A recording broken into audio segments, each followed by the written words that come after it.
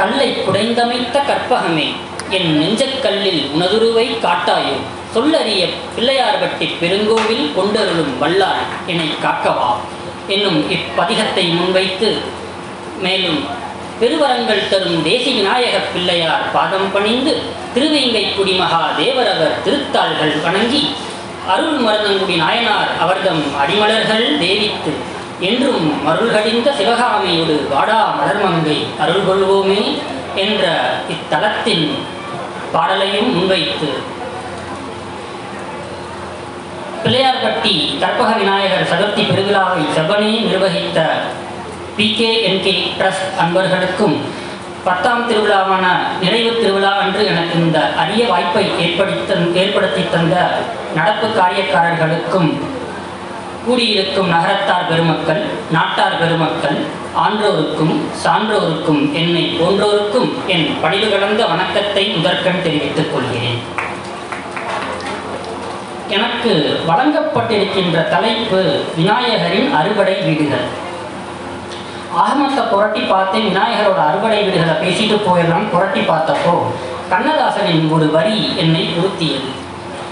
அந்த வரி என்ன அப்படின்னு கேட்டிங்கன்னா, பூஜ்யத்திற்குள் ஒரு ராஜ்யத்தை ஆண்டு கொண்டு புரியாமலேயே இருப்பான் ஒருவன், அவனை புரிந்து கொண்டால் அவனே இறைவன். திரும்ப சொல்கிறேன், கண்ணதாசனின் ஒரு வரி, பூஜ்யத்திற்குள் ஒரு ராஜ்யத்தை ஆண்டு கொண்டு புரியாமலேயே இருப்பான் ஒருவன், அவனை புரிந்து கொண்டால் அவனே இறைவன். இதை பார்த்ததுக்கு அப்புறம் விநாயகரோட பெருமையை பேசிட்டு அவரோட அறுபடை வீட்டுக்கு போகலாம் அப்படின்னு முடிவு பண்ணேன். நம்ம நகரத்தார் பெருமக்கள்கிட்ட பார்த்தீங்கன்னா ஒரு நல்ல பண்பு, எந்த ஒரு விஷயத்தை தொடங்கினாலும் பிள்ளையார் சொல்லி போடாமல் தொடங்குறதே கிடையாது. எந்த ஒரு விஷயத்தை தொடங்கினாலும் பிள்ளையார் சொல்லி போடாமல் தொடங்குறது கிடையாது. அதற்கான மகத்துவத்தை இதோ கூறுகின்றேன். பிள்ளையார் சொல்லி போடும்போது பார்த்தீங்கன்னா அப்படின்னு போடுவோம்.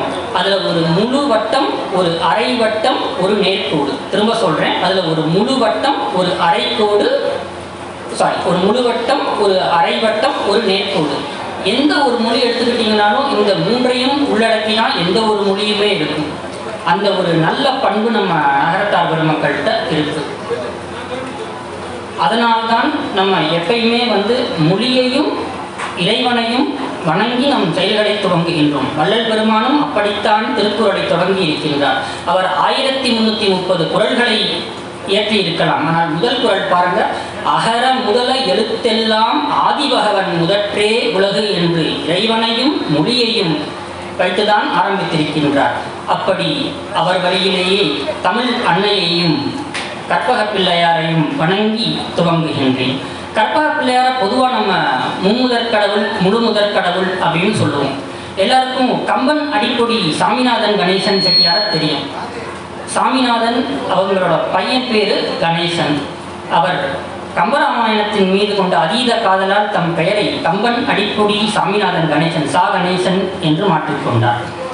அவர் ஒரு பாட்டு எழுதியிருக்கார் இந்த தளத்துல, அம்மை நீ அப்பன் நீ அன்பு நிறை சுற்றம் நீ செம்மை சால் நட்பில் சிறந்தோன் நீ இன்மை அருள் செல்வமோடு கல்வியும் நீ தேசி விநாயகனே எல்லாமும் நீயே எமக்கு, எனக்கு வேற யாரும் துணை இல்லை, எல்லாமே நீதான் அப்படின்னு பாடியிருக்காரு சாவண்ணா கணேசன்.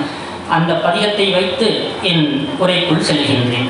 விநாயகரோட பெருமையை பார்த்தீங்கன்னா, எத்தனையோ தெய்வங்களை பார்த்துருக்கோம். விநாயகர் மட்டும்தான் எல்லா இடத்துலையும் பார்க்கலாம். அதுக்கான 3 காரணத்தை சொல்கிறேன். மற்ற தெய்வங்கள்லாம் ஒன்று வீடுகளில் பார்க்கலாம், இல்லை ஆலயங்களில் பார்க்கலாம்.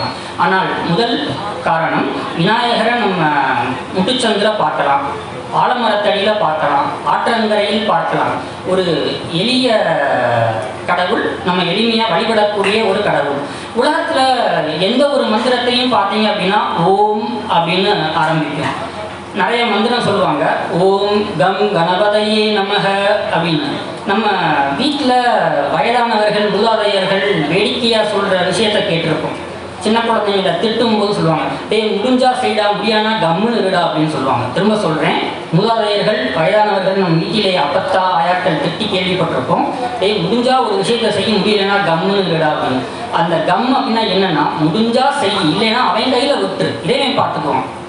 முடிஞ்சா செய், இல்லைன்னா இறைவன் கையில் விட்டு அவன் பார்த்துக்குவான். அதுதான் அந்த ஓம் கம் கணபதையே நமக அப்படின்றதுக்கான அர்த்தம். ஏழாம் திருவிழாவில் கவிஞர் கண்டமாணிக்கத்தைச் சேர்ந்த கவிஞர் தேன்மொழி ராஜமாணிக்கம் சங்கடங்கள் தீர்க்கும் விநாயகர் என்ற தலைப்பில் பேசினார்கள். அதுக்கு இப்போ ஒரு மந்திரம் சொல்கிறேன். ஓம் நமோ ஹேரம்ப மதமோதித மம சர்வ சங்கட நிவாரையே ஓம் பட் ஸ்வாஹா. திரும்ப சொல்கிறேன். ஓம் நமோ மதமோதித ஓம் நமோ ஹேரம்ப மதமோதித மம சர்வ சங்கட நிவாரையே ஓம் பட் ஸ்வாஹா. இந்த மந்திரத்தை சொன்னோம்னா நமக்குள்ள எல்லா சங்கடங்களும் ஓடி போயிடுமா.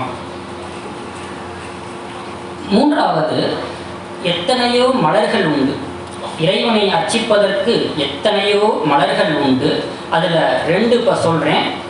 ஒன்று எருக்கம்பூ, இன்னொன்று அருகம்புல். திரும்ப சொல்கிறேன். ஒன்று எருக்கம்பூ, இன்னொன்று அருகம்புல். என்னுடைய கவியையும் இத்தருணத்தில் அர்ப்பணிக்க விரும்புகின்றேன். பிறந்த வீட்டில் புன்னகைத்தவளோ புகுந்த வீட்டில் அழுகிறாள். திரும்ப சொல்கிறேன். பிறந்த வீட்டில் புன்னகைத்தவளோ இறந்த வீட்டில் அழுகிறாள். யாராவது என்னன்னு சொல்ல முடியுமா? பிறந்த வீட்டில் புன்னகைத்தவளோ புகுந்த வீட்டில் அழுகிறாள்.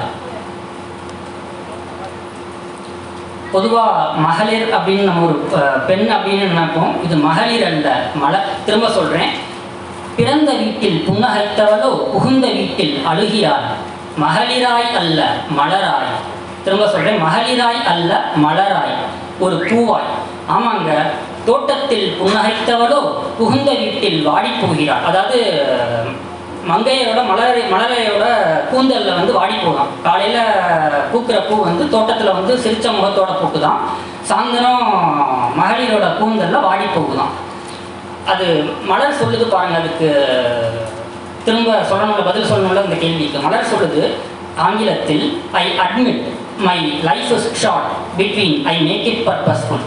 என்னுடைய வாழ்நாள் சிறுகாலம்தான், அதற்குள் நான் அதை பயனுள்ளதாக மாற்றிக்கொள்கிறேன் அப்படின்னு மலர் சொல்லுது.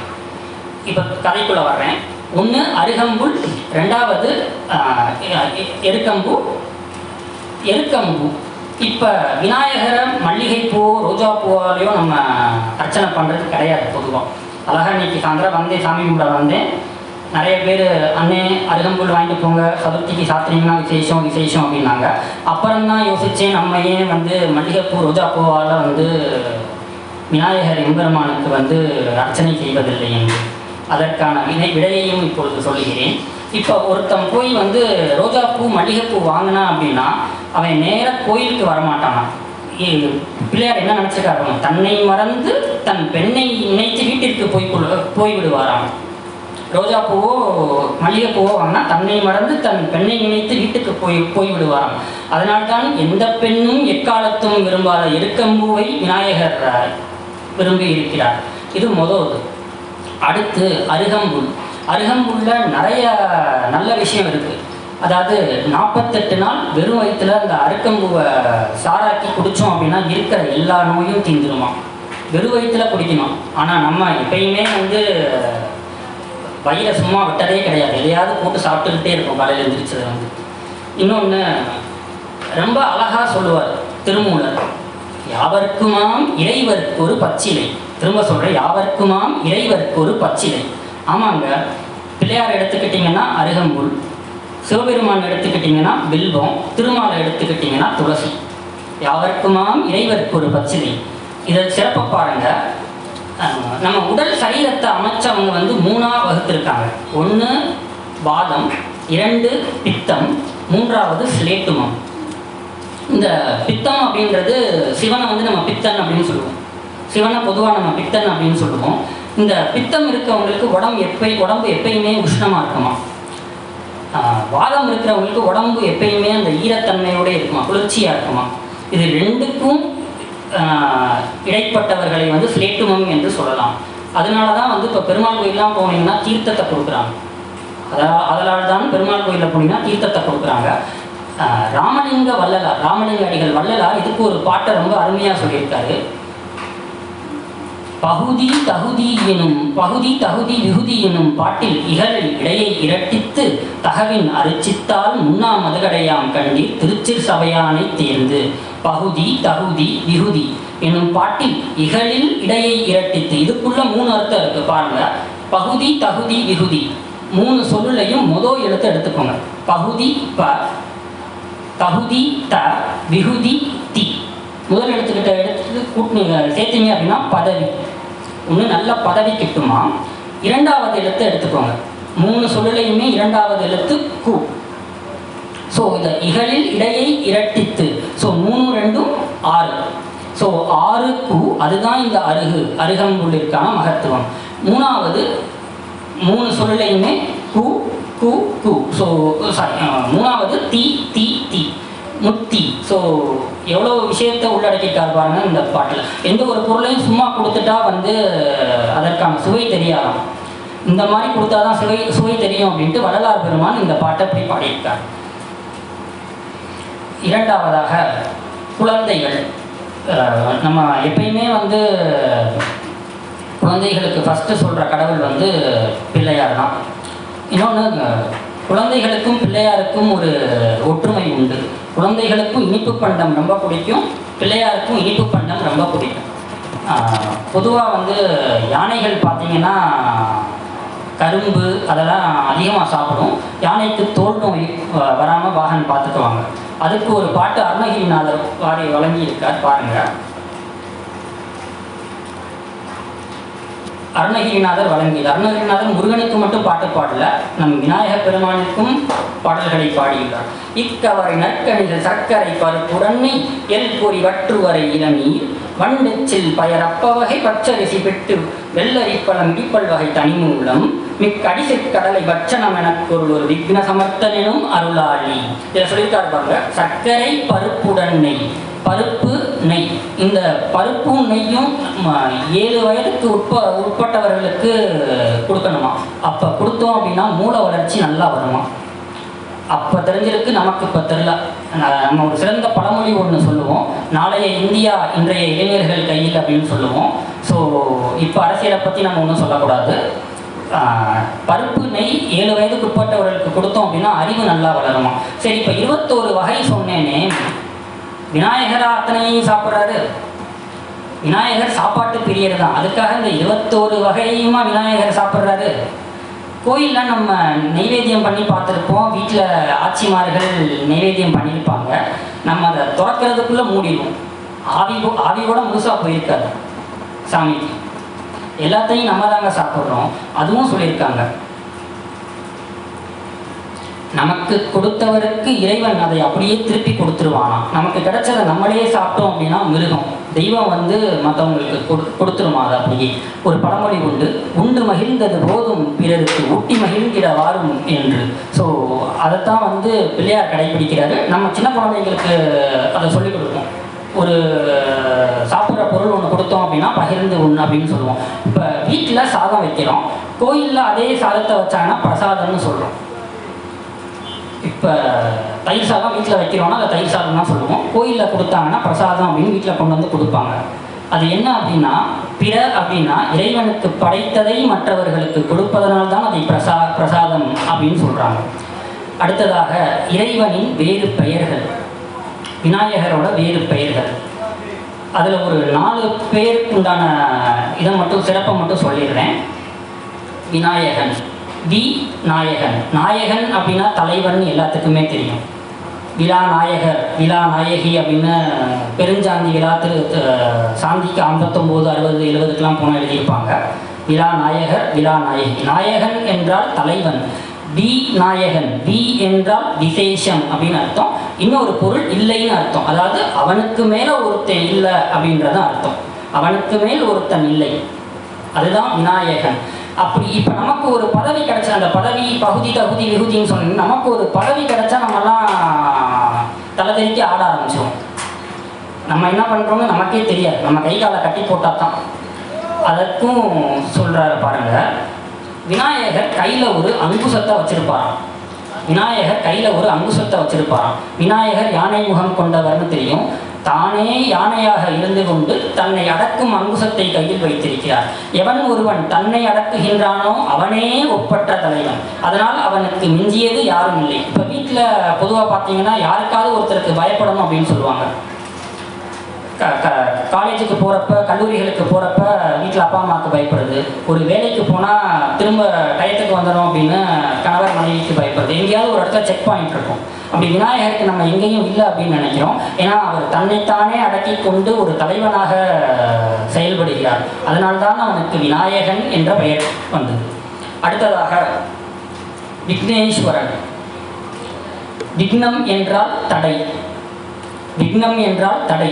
அந்த தடைகளை தகர்த்தெறிவானாம் விநாயக பெருமான். அதனால தான் நம்ம என்ன ஒரு செயல் செஞ்சாலும் விநாயகரை கும்பிட்டு ஆரம்பிக்கிறோம். ஒரு கும்பாபிஷேகமாக இருக்கட்டும், ஆத்மீய விக்னேஸ்வர பூஜை வச்சுட்டு தான் அடுத்து மற்றதுக்குள்ளே போகும். ஸோ விக்னம் அப்படின்னா தடை, தடைகளை நீக்கியதால் அவனுக்கு விக்னேஸ்வரன் என்ற பெயர் வந்தது. மூன்றாவதாக கணபதி. கணபதி அப்படின்னா கணங்களுக்கெல்லாம் பதி. பூதகணம், மனிதகணம், எத்தனையோ கணங்கள் உண்டு. ராட்சத கணம், எத்தனையோ கணங்கள் உண்டு. எல்லா கணங்களுக்கும் பதி நம் விநாயக பெருமான். இப்போ முருகன் எடுத்துக்கோங்க, தேவசேனாபதி அப்படின்னு சொல்லுவோம். ஐயப்பன் பூதகணாதிபதி அப்படின்னு சொல்லுவோம். எல்லா கணங்களுக்கும் பதி நம் விநாயகன். அவரோட உருவத்தை பாருங்க, உங்களுக்கு விடை கிடைத்துவிடும். தலைக்கு மேலே பார்த்தீங்க அப்படின்னா தும்பிக்கை இருக்கு, யானை முகம், விலங்கு சரீரம். உடம்பை பார்த்தீங்க அப்படின்னா ஒரு குழந்தை மாதிரி. காலுக்கு கீழே பார்த்தீங்கன்னா பூதகணம், ராட்சதம். காலை பார்த்தீங்கன்னா அப்படி இருக்கும். அதனால் கணங்களுக்கெல்லாம் பதி நம் விநாயக பெருமான். நான்காவது பிள்ளையார். சிவபெருமானுக்கும் விநாயகர், முருகன் என்று இருந்தாலும் பிள்ளையார் தான் சிறந்த பிள்ளை. அதுக்கு ஒரு கதை இருக்கு. ஒருத்தருக்கு 2 குழந்தைங்க. மூத்த பையன் வாங்குற சம்பளத்தை எல்லாத்தையும் வீட்டில் கொடுத்துட்றான். வீட்டுக்கு தேவையான காய் பொருள் எல்லாத்தையும் வாங்கிட்டு வந்து பொறுப்பாக இருக்கான். ரெண்டாவது பையன் அதுக்காக ரெண்டாவது பையன் பொறுப்பாக இருக்கா இல்லைன்னு கிடையாது. ரெண்டாவது பையன் வந்து பார்த்தீங்கன்னா இரத்த தானம், நற்பணி மன்றங்கள் என்று பொது காரியங்களில் ஈடுபடுறார். அதனால் அந்த 2 பேர் வேறு யாரும் கிடையாது. ஒன்று பிள்ளையார், இன்னொன்று வந்து முருகன். ஞானப்பழம் பெற்றப்போ கூட வந்து தந்தையை சுற்றி வந்து விநாயகர் வாங்கிக்கிட்டார். என்ன அப்படின்னா, விநாயகர் வந்து தன் தந்தையை உலகமாக கருதுகிறார். முருகப்பெருமான் உலக மக்களிலேயே தம் தந்தையாக கருதுகிறார். 2 பேருக்கும் அதான் வித்தியாசம். அதனால்தான் பிள்ளையார் என்ற பெயர் வந்தது விநாயகர்.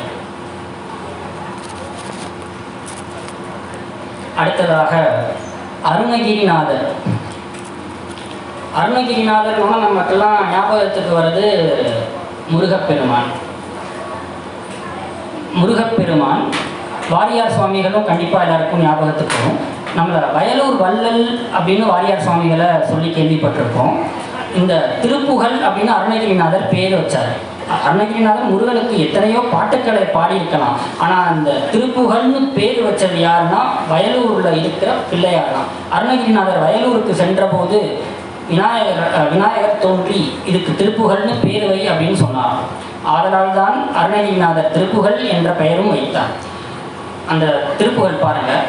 கைத்தல நீரை கனி அப்பமோடவள் பொறி கப்பிய கரிமுகன் அடிபேணி கற்றிடும் அடியவர் புத்தியில் உரைபவர் கற்பகமென வினை கடிதேகும் மத்தமும் அதியமும் வைத்திடும் அருள்மகன் மற்போர் திரள் புய மதயானை மத்தள வைரனை உத்தமி புதல்வனை மட்டவில் பலர் கொடு பணிவேனே முத்தமிழடை வினை முற்படு கிரிதனில் முற்பட எழுதிய முதல்வோனே முப்புறம் ஏறி செய்த அச்சிவனுரை ரதம் அச்சது பொடி செய்த அதிதீரா அத்துயரது கொடு சுப்பிரமணிவடும் அப்புனமத இடைபமாகி அக்குற மகளுடன் அச்சிறு முருகனை அக்கணமனருள் பெருமாளே அப்படின்னு முடிச்சாரு.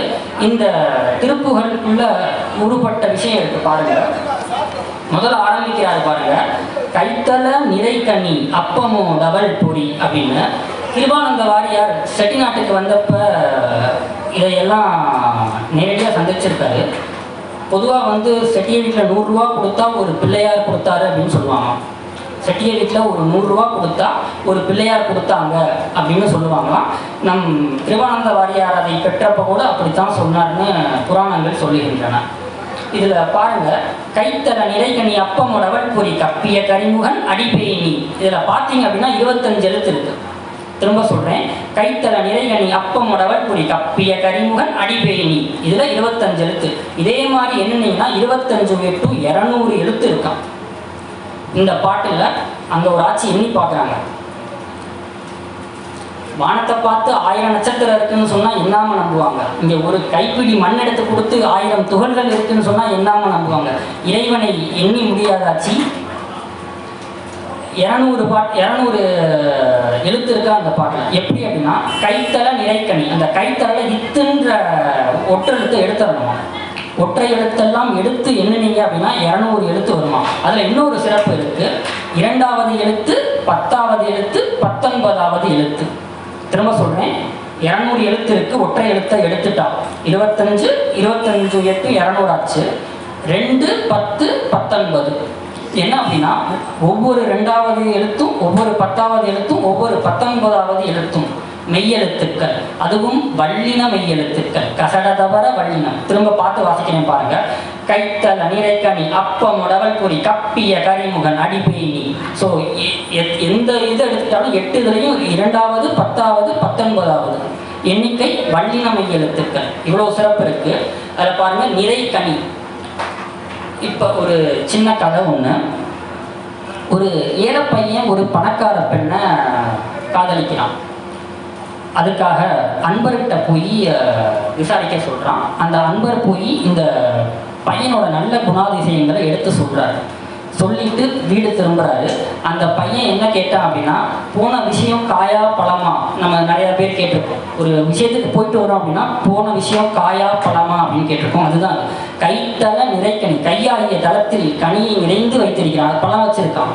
அவரை கும்பிட்டு போனோம்னா எல்லா விஷயமும் பலமாகத்தான் முடியும் என்று சொல்லுகிறார். அடுத்து அப்பமோடு அவள் பொறி.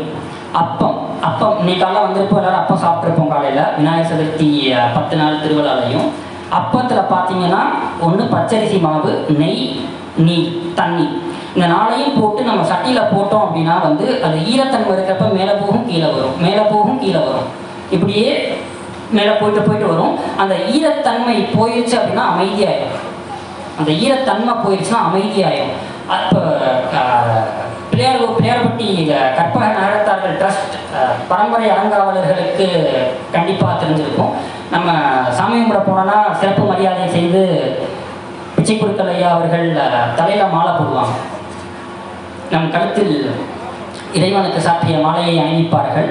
அதே மாதிரி யானைகிட்ட ஆசீர்வாதம் தலையில் வாங்குவோம். இது என்ன அப்படின்னா தலையில் மாலை போடும்போது அதில் அந்த உள்ள கனம் நம்மளை அடக்குமா. நான் என்ற அகங்காரத்தை யானை ஆசீர்வாதம் செய்யும் போதும் நமக்கு மரியாதை செய்யும் போதும் இறைவனிடம் செல்லும் போது நாம் என்ற அகங்காரம் ஒழியுமா. அதைத்தான் இந்த இதில் வச்சு சொல்லியிருக்காங்க. அடுத்து அவல் பொறி. பொறிச்சிட்டா அது அதுக்கப்புறம் ஒன்றும் இருக்காது. அதுதான் சொல்றாரு. ஒரு சிறந்த பாட்டு ஒன்று இருக்கு. விநாயகனே வெப்பினையை வேறறுக்க வல்லான், விநாயகனே வெப்பினையை வேறறுக்க வல்லான், விநாயகனே வேட்கைதனை விப்பான், விநாயகனே விண்ணிற்கும் மண்ணிற்கும் நாதனுமான் தன்மையினால் கண்ணீர் பணிமின் கணிந்துன்னு சொல்லுவாங்க. முதல் வழியை பாருங்க. விநாயகனே வெப்பினையை வேறறுக்க வல்லான். மற்ற கடவுளெல்லாம் கும்பிட்டோம்னா நம்மளோட வினை போகுமா. விநாயகரை கும்பிட்டா நம்மளோட வினைகள் வேரோட போகுமா. ஒரு விளக்கு எரியுது. எதனால எரியுது? அதில் என்ன இருக்கிற வரை எரியும், இல்லை என்றால் மலை ஏறிவிடும். அதே போன்று நம் வாழ்வில் வரும் துன்பங்கள் எல்லாம் நாம் செய்த வினைகளே. விநாயகனை கும்பிட்டா அந்த வினைகள் எல்லாம் வேரோட போயிடும் அப்படின்னு அருணகிரிநாதர் ரொம்ப அழகா உள்ள அடக்கி வச்சிருக்காரு அந்த பாட்டில். அடுத்து பாருங்க. கப்பிய கரிமுகன் அடிபேணி. கப்பிய கரிமுகன் அடிபேணி. கரி அப்படின்னா கருப்பா இருக்கிற அந்த கரி கிடையாது. பன்றி கருப்பாக தான் இருக்கு, எருமை கருப்பாக தான் இருக்கு. அதுக்காக கரி அப்படின்னா தும்பிக்கை உடையவன். இன்னொன்று கரி அப்படின்றதுக்கு இது சாட்சின பொருள், சினையாக பெயர். கிருபானந்த வாரியார் ரொம்ப அழகா இதுக்கு உரை கொடுத்துருக்காரு. கரி அப்படின்னா கருப்புன்ற அர்த்தம் கிடையாது. கரி அப்படின்னா சினையாக பெயர். ஒன்று சாட்சி. எந்த ஒரு இதுனாலும் விநாயகர் முன்னாடி வச்சு தான் நம்ம ஆரம்பிப்போம். ஒன்று சாட்சி, இன்னொன்று கரிமுகன். விநாயகர் எம்பெருமானுக்கு மட்டும்தான் தும்பிக்கை. மற்ற கடவுளுக்கெல்லாம் 4 கால் மட்டும்தான். மற்ற விலங்குகளுக்கெல்லாம் விநாயகர் எம்பெருமானுக்கு மட்டும்தான் தும்பிக்கை உள்ளது. அதுதான் அந்த கப்பிய கரிமுகன் அடிபேணி. அடுத்து பாருங்க, முத்தமிழ் அடைவினை முற்படு கிரிதனில் முற்பட எழுதிய முதல்வோனே, முற்படு எழுதிய முதல்வோனே. பாரதம், மகாபாரதம் வியாசர் ஆரம்பிக்கும் போது வியாசர் சொல்ற வேகத்துக்கு தன் தந்தத்தை எடுத்து எழுதினாராம் விநாயக பெருமான். அதுதான் முற்பட எழுதிய முதல்வோனே. அடுத்து பாருங்க, முப்புறம் எரி செய்த அச்சிவன் உரைரதம் அச்சது பொடி செய்த அதிதீயா. சிவன் எம்பெருமான் திரிபுராணி கோவத்தோட திரிபுராணி வீழ்த்த தேர் எடுத்துட்டு போறான். அப்ப அவசரத்துல போகும்போது விநாயக பெருமான வணங்கலையாம். அந்த கோபத்தில் சிவன் போன தேரோட அச்சு கூட முறிஞ்சு போச்சுன்னு சொல்றாங்க. அதுதான் அச்சிவன் உரை அச்சது பொடி செய்த அதிதீயா. கடைசி பாருங்க, அக்குற மகளுடன் அச்சிறு முருகனை அக்கண மணமருள் பெருமாளே. முருகப்பெருமானுக்கு ஒரு சிரமமா. அந்த சிரமம் என்னன்னா காதல் சிரமம். வள்ளிய முருகனுக்கு மனமுடித்து வைத்ததே விநாயகப் பெருமான் தான் என்று இத்தனை விஷயங்களையும் இந்த திருப்புகளில் உள்ளடக்கி இருக்கிறார் நம் கிருபானந்த வாரியார். அடுத்து ஒரு சில பாட்டுக்கு உரை சொல்லிட்டு என்னோட தலைப்புக்குள்ள போகலான்னு பார்க்குறேன். அவை பாட்டியார் அருளியது. வாக்குண்டாம் நல்ல மனமுண்டாம் மாமலரால் நோக்குண்டாம் மேனியுடங்காது புக்கொண்டு துப்பார் திருமேனி தும்பிக்கை ஆண்பாதம் தப்பாமல் சார்வார் தமக்கு. ஒரு பையனை படிக்க சொன்னாங்கன்னா வாக்குண்டாம், வாக்கு உண்டா, வாக்கு உண்டா. நம்ம அரசியல்ல கேட்குற வாக்கு உண்டா இல்லது. வாக்கு அப்படின்றது வாக்கும் வன்மையும். திரும்ப சொல்றேன், இந்த அரசியல்ல உள்ள இது கிடையாது, வாக்கும் வன்மையும். பாரதியார் முண்டாசு கவிஞன் ஒரு கவிதை எழுதியிருக்காருக்கு பாருங்க. நமக்கு தொழில் கவிதை நாட்டிற்கு உழைத்தல் மெய்ப்பொழுதும் சோராது இருத்தல் உமைக்கினிய மைந்தன் கணநாதன் நம்குடியை வாழ்விப்பான் சிந்தையே இம்மூன்றும் செய்.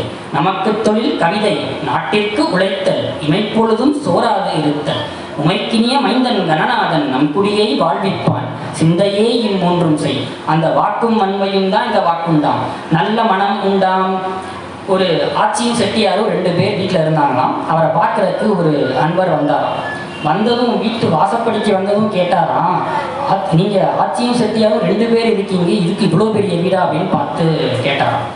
கேட்டது தான் செட்டியார் தனிக்கு கீழே வந்துட்டார். சரி அப்படின்னு மத்தியானம் சாப்பிட்றதுக்கு விருந்து ஏற்பாடு பண்ணியிருந்தாங்க. ஏற்பாடு பண்ணோன்னே சாதம், ரசம், குழம்பு, ஒரு கூட்டு, ஒரு காயின் விமரிசையாக விருந்து ஏற்பாடு பண்ணியிருந்தாங்க. அதை சாப்பிட்றப்ப கேட்டாராம், தினமும் நீங்கள் இவ்வளோ சமைச்சு சாப்பிட்றீங்களா, இவ்வளோ சாப்பிட்ற அளவுக்கு சம்பாதிக்கிறீங்களா அப்படின்னு. ஏன்னா இப்போல்லாம் ரொம்ப வஞ்சகம் பொறாமையோடு வாழ்ந்து கொண்டிருக்கும் கலியுகத்தில் வாழ்ந்து கொண்டிருக்கிறோம். அதனால தான் நல்ல மனம் உண்டாம் மாமலரால் நோக்குண்டாம். மாமலரால் அப்படின்னா சரஸ்வதி. சரஸ்வதியோட நோக்கு இருக்குமா, அவங்களோட பார்வை நமக்கு எப்பயுமே இருக்குமா. மாமலரால் நோக்குண்டாம் மேனி நுடங்காது. நம்ம உடம்புக்கு எந்த ஒரு இதுவும் வராது. பூக்கொண்டு துப்பார் திருமேனி தும்பிக்கை ஆண்பாதம் தப்பாமல் சார்வார் தமக்கு. நம்ம நிறைய ஜோசியக்காரங்க நிறைய பேர்கிட்ட போயிருப்போம்.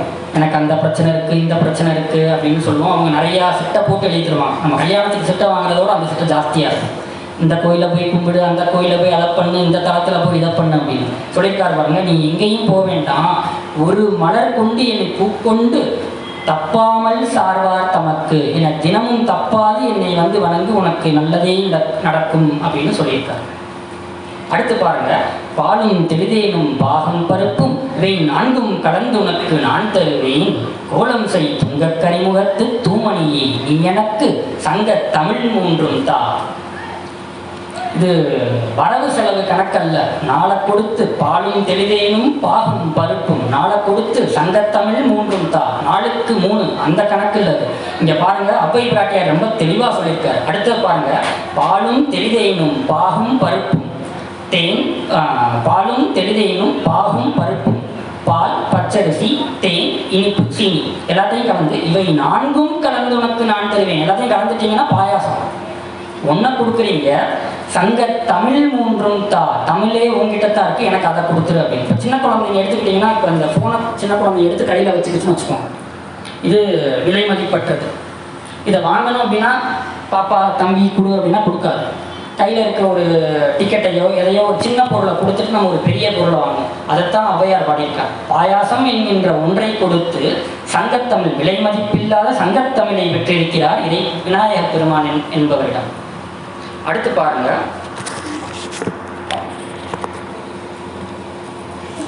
பிடியதன் உருவுமை கொலமிகு கரியது படிகொடு தனதடி வழிபடும் அவரிடர் கடிகணபதி வர அருளினன் மிகு கொடை வடிவினர் பயில் வழி வளமுறை இறையே. இரண்டாவது வரி பாருங்க, வடிகொடு தனதடி வழிபடும் அவர் இடர். அவரை போய் வணங்கணும் அப்படின்னா உள்ள இடர்கள் எல்லாத்தையும் களைஞ்சிருவார். நம்மள்கிட்ட இருக்க எல்லா துன்பம் தீவினைகள் எல்லாத்தையும் கலைஞ்சிருவார். அதுதான் அது. இந்த பாடலோட இன்னொரு சிறப்பு, திரும்ப வாசிக்கிறேன் பாருங்க. பிடியதன் உருவுமை குளமிகு கரியது வடிகொடு தனதடி வழிபடும் அவரிட கடி கணபதி வர அருளினன் மிகு கொடை வடிவினர் பயில் வழி வளமுறை இறையே. இதில் உள்ள எல்லா எழுத்துக்களும் குரில் எழுத்துக்கள் தான். ஒரு நெடில் எழுத்து கூட அதில் கிடையாது, அனைத்தும் குரில் எழுத்துக்களே. அடுத்து விநாயகர் பெருமானுக்கு ஒரு கொம்பு, 2 செவி, 3 கண், 4 தோள், 5 திருக்கரங்கள். திரும்ப சொல்றேன், விநாயகர் பெருமானுக்கு ஒரு கொம்பு, 2 செவி, நெற்றிக்கண் உட்பட 3 கண், 4 தோள், 5 திருக்கரங்கள். இந்த இதில் ஒரு பாட்டு இருக்கு, 5 திருக்கரங்கள். 5 கரத்தனை ஆணை முகத்தனை இந்த நிலம்பிரை போலும் எயிற்றனை நந்தி மகந்தனை ஞான கொழுந்தினை புந்தியில் வைத்து அடி போற்றுகின்றேனே. இறுதியாக கஜமுகாசுரன் அப்படின்றவர் ரொம்ப நாள் தவம் இருந்து சிவபெருமான்கிட்ட இருந்து சாகாவரம் பெற்றாராம். சாகாவரம் பெற்றதுக்கப்புறம் அனைவரையும் காலையில் 1008 தோப்புக்கரணம், மாலையில் 1008 தோப்புக்கரணம், இரவு 1008 தோப்புக்கரணங்கள் போடணும் அப்படின்னு சித்திரவதை பண்ணலாம். அந்த சித்திரவதை பண்ணப்ப மக்களுக்கு பிடிக்காம போய் ரொம்ப வற்புறுத்துறாரு அப்படின்ட்டு விநாயகர் பெருமான்கிட்ட போனாங்களாம். மொத்தம் 3024 தோப்புக்கரங்கள் ஒரு நாளைக்கு. இன்னைக்கு நம்ம ஒரு நாள் வீடை கூட்டி தொடச்சோம் அப்படின்னா, குனிஞ்சு எழுந்திரிச்சோம் அப்படின்னா வழி வந்துடுது. 3024 தோப்புக்கரங்கள், காலை 1008, மாலை 1008, இரவு 1008. கொஞ்சம் யோசிச்சு பாருங்க, ஒரு நாளைக்கு 3024 தினந்தோறும். என் விநாயகர் பெருமான் என்ன பண்ணாங்களாம், சாகாவரம் பெற்றிருக்க அப்படின்ட்டு தன்கிட்ட இருக்க தந்தத்தை எடுத்து அவரை மூஷிக வாகனமாக மாற்றிட்டாராம். மூஷிக வாகனமாக மாற்றி கஜமுகாசுரனுக்கு அருள்பாலித்தாராம். ஏன்னா சாகாவரம் பெற்றிருக்காரு, அதனால் மூஷிக வாகனமாக மாற்றி அமைத்து கொண்டார் விநாயகர் பெருமான். இப்பொழுது அறுபடை வீடு என்ற தலைப்பில் நுழைகின்றேன். அறுபடை வீடுகள். முதல் தலம் திருவண்ணாமலை அல்லல் போம் விநாயகர். இரண்டாவது தலம் திருமுதுகுன்றம் ஆலத்து பிள்ளையார். மூன்றாவது திருக்கடவுர் கள்ளவாரண விநாயகர். 4 மதுரை சித்தி விநாயகர். 5 நாம் இருக்கும் பிள்ளையார்பட்டி கற்பக விநாயகர். காசி தூண்டி விநாயகர் என்ற புராணமும் இருக்கு, நான் அதை சொல்லும்போது ஒன்று சேர்த்து விடுவேன். 6வதாக திருநாரையூர் பொல்லா பிள்ளையார். இந்த தலங்கள் 6மே அறிந்த தலங்கள். அறிந்த தலங்கள் அறியாத சில தகவல்கள். முதல் தலம் திருவண்ணாமலை.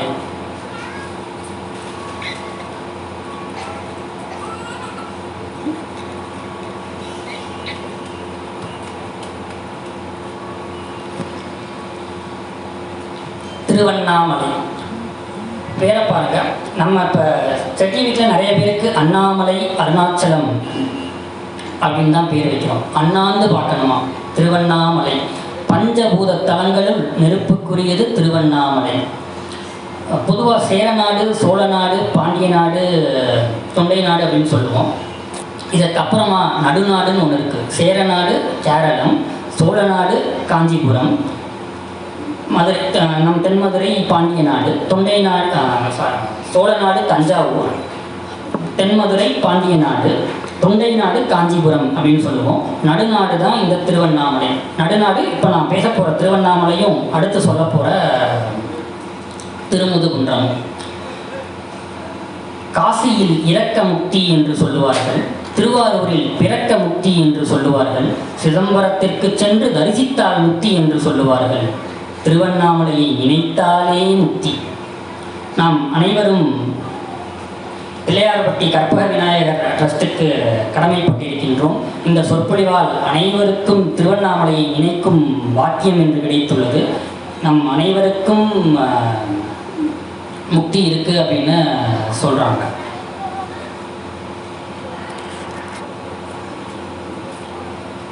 அதுக்கு ஒரு பாட்டு இருக்கு.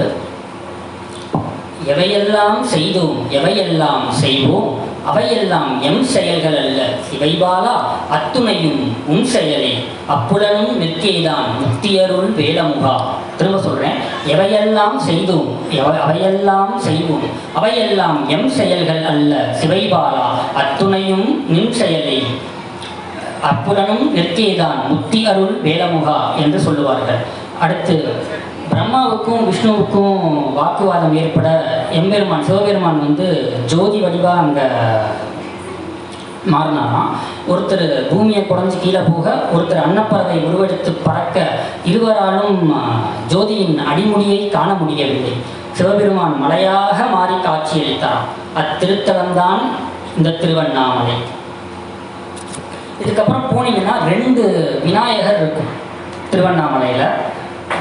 கொடிமரத்துக்கு வலதுபுறத்தில் சம்பந்த விநாயகர் அப்படின்னு ஒன்று இருக்குது.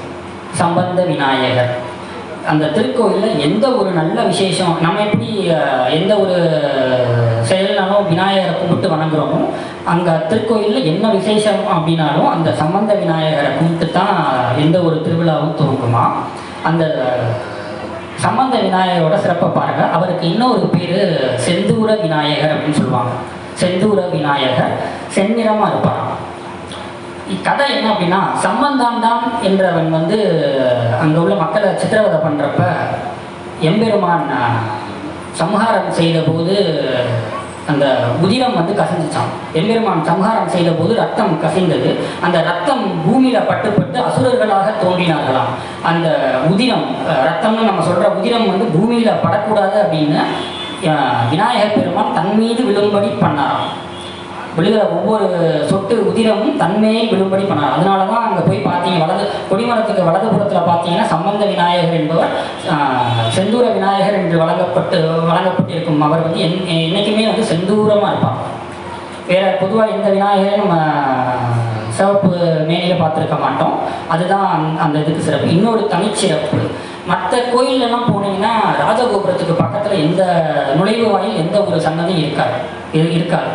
நான் அந்த அல்லல் போம் விநாயகர் அப்படின்னு சொன்னேன்ல, அந்த அல்லல் போம் விநாயகர் என்று சொல்லக்கூடிய செல்வ கணபதி அங்கே அருள் பாலிக்கிறான். ராஜகோபுரத்திற்கு நுழைவாயில் பக்கத்தில் அருள் பாலிக்கிறான். ஔவையார் பாடல் பெற்ற ஸ்தலம் இது. அல்லல் போம் விநாயகர். அல்லல் போம் வல்வினை போம் அன்னை வயிற்றில் பிறந்த தொல்லை போம் போகா துயரம் போம் நல்ல குணம் அதிகமாம் அருணை கோபுரத்திற்குள் மேவும் கணபதியை கைதொழுதற்கால். இந்த பாடல் ஔவையார் அங்கே பாடின பாட்டு. அடுத்து 3ஆம் நூற்றாண்டு.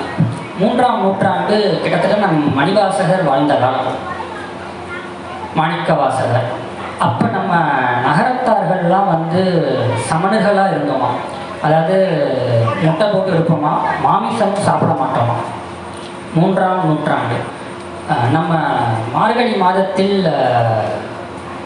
பிள்ளையார் நோன்பு அப்படின்னு ஒன்று கொண்டாடுறோம். சஷ்டி திதியும் சதய நட்சத்திரமும் கூடிய நன்னாளில் பிள்ளையார் நோன்பு என்று நகரத்தார் பெருமக்களால் கொண்டாடப்படும். அதுக்கு ஒரு ஆகமம் இருக்கிறது. அங்கே நம்ம இப்போ நகரத்தார பெருமக்கள்லாம் காவேரி பூம்பட்டினத்துக்கு குடிபெயர்க்கும் முன்னால் காஞ்சிபுரத்துலேருந்து திருவண்ணாமலை போயிருந்தாங்க. அப்போ மணிவாசகர் பெருமான் சந்தித்த போது ஒரு சத்தியம் பண்ணி கொடுத்தாங்க. நம்மலாம் இப்போ 21 நாள் கழித்து இலை எடுத்துக்குவோம், பார்த்துருப்பீங்க. இலை எடுத்துக்குவோம். அந்த இலை தான் திருவண்ணாமலை மலை வடிவம். கருப்பட்டி மாவு ஏதோ ஒரு மாவில் நம்ம இலை எடுத்துக்குவோம், மலை வடிவத்தில் எடுத்துக்குவோம். அது வந்து திருவண்ணாமலை மலை வடிவமாக இருக்கும். சிவத்திற்கு சமம். மேலே தீபம் ஏற்றி வணங்கும். அந்த தீபம் தான் ஜோதி. 21 கார்த்திகையிலேருந்து 21வது நாள் இதை நம்ம செய்வோம். நம்ம ஒவ்வொரு நாளும் அந்த காலத்துலலாம் கடிகாரம் கிடையாது, மணி பார்க்குறதுக்கு கடிகாரம் கிடையாது.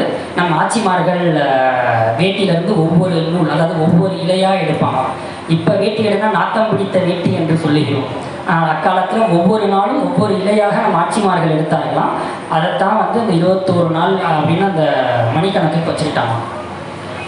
அது கேட்டிங்கன்னா இப்போ நம்ம அதை இலை எடுத்துக்கிடுவோம். நீங்கள் கேட்கலாம், என்ன சிவன்னு சொன்னால், சிவனுக்கு நிகர் அப்படின்னு சொன்னால் அதை நம்ம சாப்பிட்றோம் அப்படின்னு. திருமந்திரம் என்ன சொல்லுது? தின்பன் கடிப்பன் திருத்துவன் நானே அப்படின்னு தானே சொல்லியிருக்குது. தின்பன் சாப்பிட்றோம், கடிப்பன் திருத்துவன் நானே அப்படின்னு தானே திருமந்திரம் சொல்லியிருக்கு. நம்மாழ்வார் என்ன சொல்கிறாரு பாருங்க, உண்ணும் சோறு பருகு நீர் தின்னும் வெற்றிலையும் எல்லாம் கண்ணன் எம்பெருமான் என்று தானே நம்மாழ்வாரும் சொல்லியிருக்கிறார். அடுத்து அவ்வளோக்கெல்லாம் நம்ம போக வேண்டாம். ஒரு சிறந்த பாட்டு ஒன்று உண்டு இருக்கு.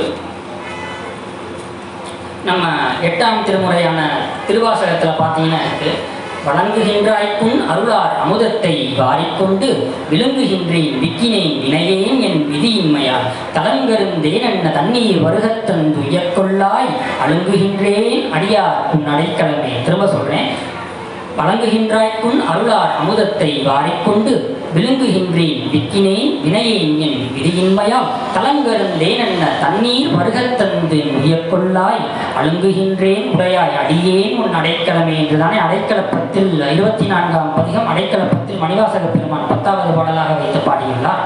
இத்தகைய அனைத்தும் அங்கே நிகழ்ந்திருக்கின்றது திருவண்ணாமலையில். அடுத்து திருக்கோவிலூர். திருவண்ணாமலை பேசியாச்சு. நம்ம அறுபடை வீடுகளில் திருக்கோவிலூர் வரலை. ஆனால் திருவண்ணாமலைக்கு பக்கத்தில் திருக்கோவிலூர் அப்படின்ற ஒரு இடம் இருக்குது. இது பேசாமல் போயிட்டால் இந்த உரை அமையாது என்று கருதுகிட்டேன். திருக்கோவிலூர் வீரட்ட தலங்களில் ஒன்று. வீரட்ட தலங்களில் ஒன்று. அந்த காலத்தில் சொல்லி கேட்டிருப்போம், ஒருவர் படுக்கலாம், இருவர் இருக்கலாம், மூவர் நிற்கலாம் என்று சொல்லி கேட்டிருப்போம். அது என்ன அப்படின்னா 3 ஆழ்வார்கள், அவங்களோட வாழ்க்கை வரலாறுலாம் அங்கே இடம்பெற்றிருக்கு. 3 ஆழ்வார், பொய்யாழ்வார், பூதத்தாழ்வார், பேயாழ்வார். அங்கே தான் வந்து பெருமாளை பாடிய ஸ்தலம். அதுக்கப்புறம்தான் 4000 திவ்ய பிரபந்தம் மற்ற இதெல்லாம் வந்து நிகழப்பெற்றது. அந்த 3வரும் பெருமாளை பாடிய ஸ்தலம் அது. அதுக்கப்புறம் தஞ்சை பெரிய கோவில் சொல்கிறோம். தஞ்சை பெரிய கோவிலும் நம்மளால் ராஜராஜ சோழன் என்று வழங்கப்பெறும் ராஜராஜ சோழனும் அங்கே தான் பிறந்தார். கபிலர் உயிர் நீத்த இடம், மெய்ப்பொருள் நாயனார் வாழ்ந்த இடம், இத்தனைய சிறப்புகளை கொண்டது அத்திருத்தலம்.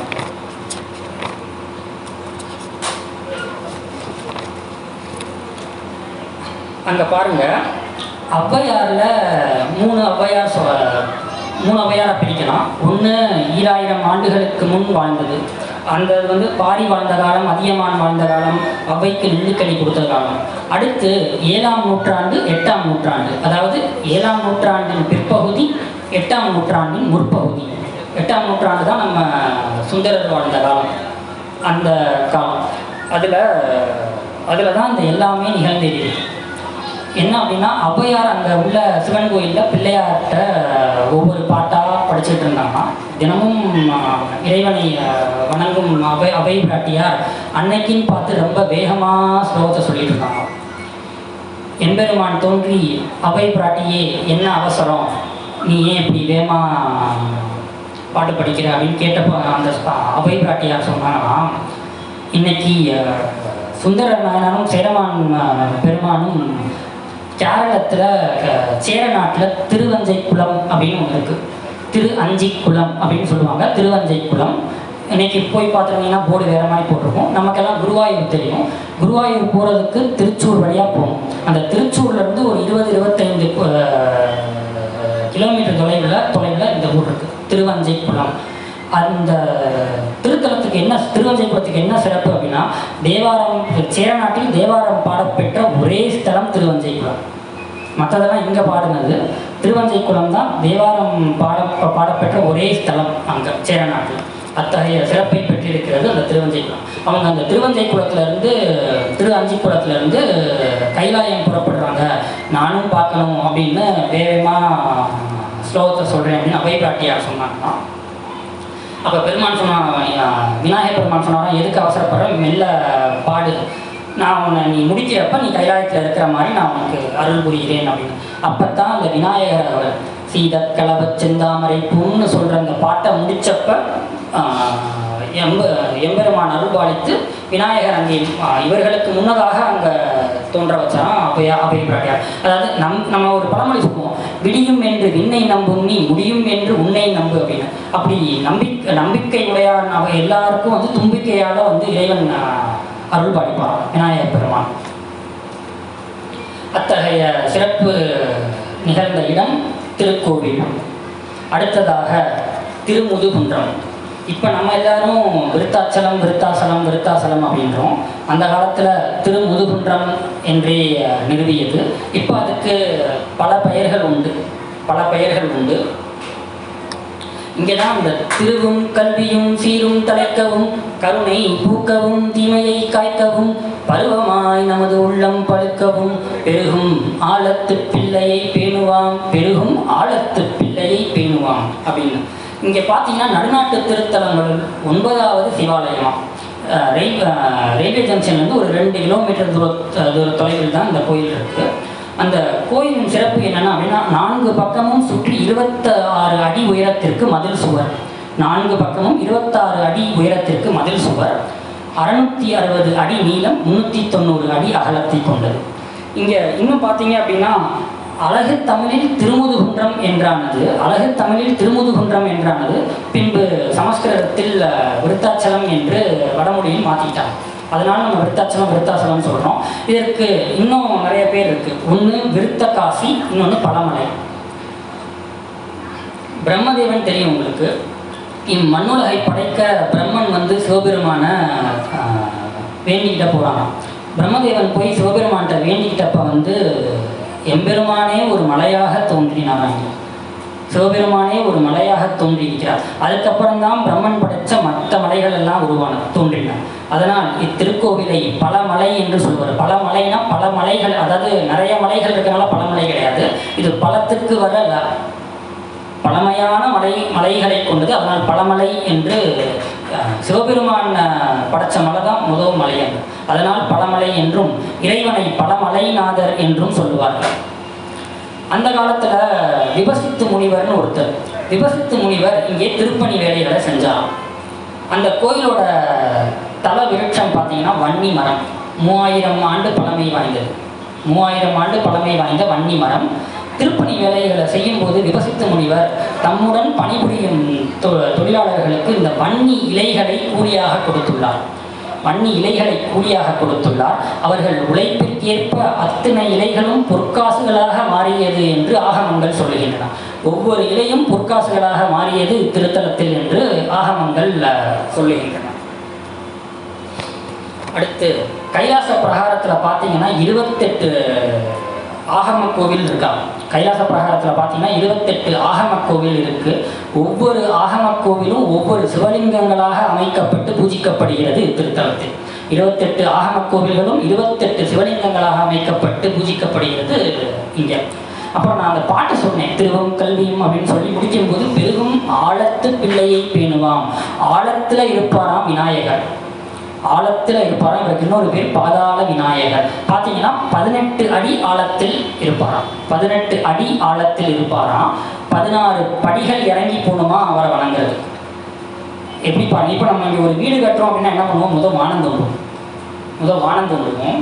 அதை எப்படி சொல்லியிருக்காரு பாருங்க, மனம் என்பது பூமியை போலாம்.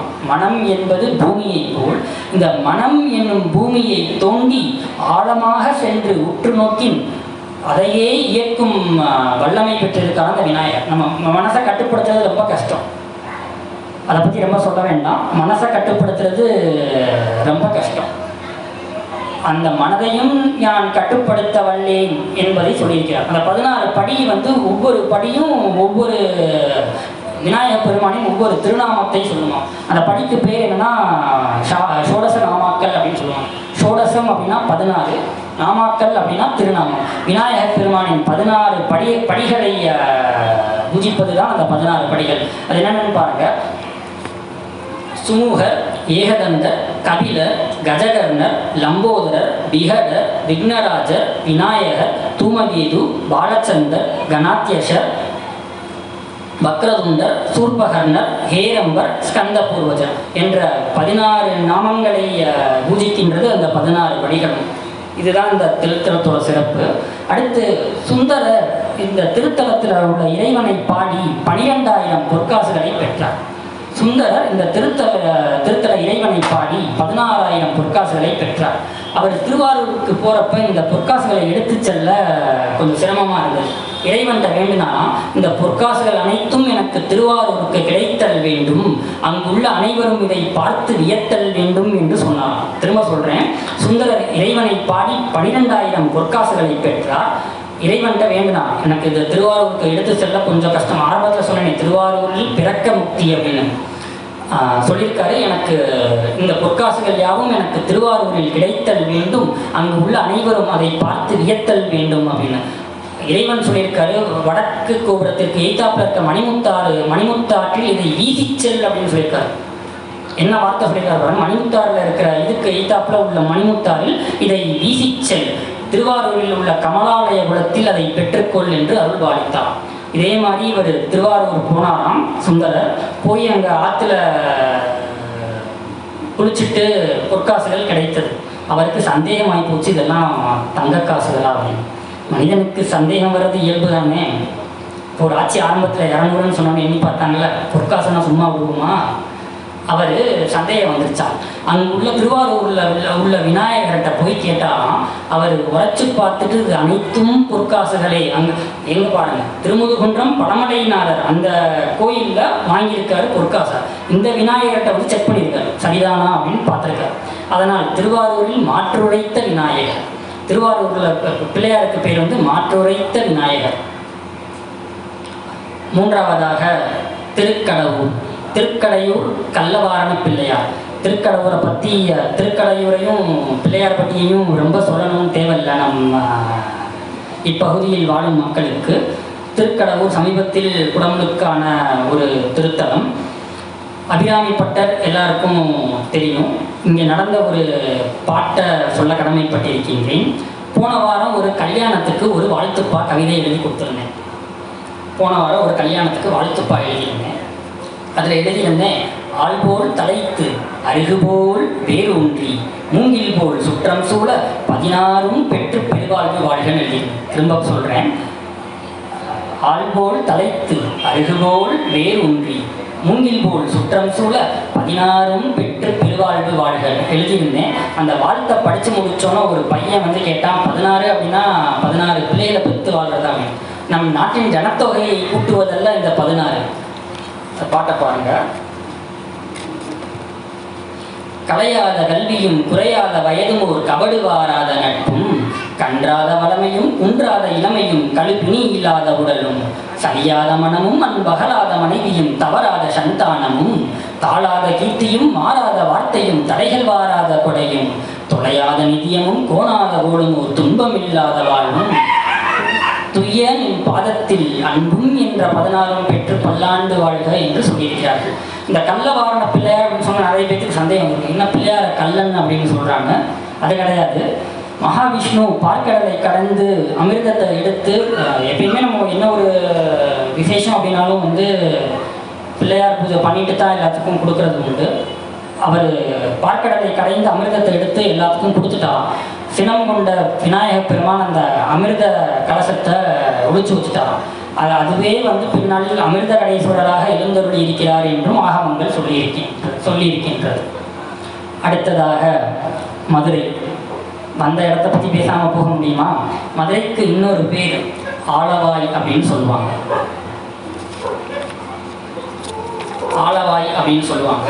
வருடம் 1877. 1877 கிட்டத்தட்ட 145-150 வருஷத்துக்கு முன்னாடி நிகழ்ந்த தர்மங்கள் இதெல்லாம். மதுரையை பற்றி பேசும்போது நிறைய பேசணும். ஆங்கிலத்தில் சொல்லுவார்கள் கனெக்டிங் தி டாட்ஸ் அப்படின்னு. வருடம் 1877. அமராவதி புதூர் வைநாகரம் நாகப்ப செட்டியார்னு ஒருத்தர் அங்கே போய் பார்க்குறாரு. ஒரு பாழடைந்த திருக்கோயிலாக அந்த கோயில் இருக்குது. நாயக்க மன்னர்களால் கட்டப்பட்டது. ஒரு பாழடைந்த மண்டபம் பார்க்குறாரு. தெற்க பெரிய கோபுரம், மேற்கு பக்கம் கிழக்கு பக்கம்னா கோபுரம் இருக்குது, வடக்கு பக்கம் கோபுரத்தை காணும். மொட்டை கோபுரம். அந்த இப்போ தான் கோபுரம் இருக்குது. 1877 அது மொட்டை கோபுரம். என்ன நம்ம வீடெல்லாம் சிறப்பாக வெகு விமரிசையாக இருக்கே, அங்கே ஏதாவது பண்ணணும் அப்படின்னு திருப்பணி பண்ணணும், எப்படியாவது எவ்வளோ செலவானாலும் தம் சொந்த செலவில் இந்த கோபுரத்தை கட்டி எழுப்பி பார்த்துடணும் அப்படின்னு ஆசைப்பட்டார். அதே மாதிரி அவர் இருந்தது வடக்கு சித்திரை வீதி, அவர் தங்கி இருந்தது வடக்கு சித்திரை வீதி. எல்லா ஸ்தபதிகளையும் கூப்பிட்டு உட்கார வச்சார். இந்த மாதிரி கோபுரம் கட்டணும், எவ்வளோ செலவானாலும் சொல்லுங்கள், நான் எடுத்து பண்ணுறேன் அப்படின்னு. மூத்த ஸ்தபதி ஒருத்தர் இருந்தார். ஐயா மன்னிக்கணும் அப்படின்னாரு. ஏன்னு கேட்டார்.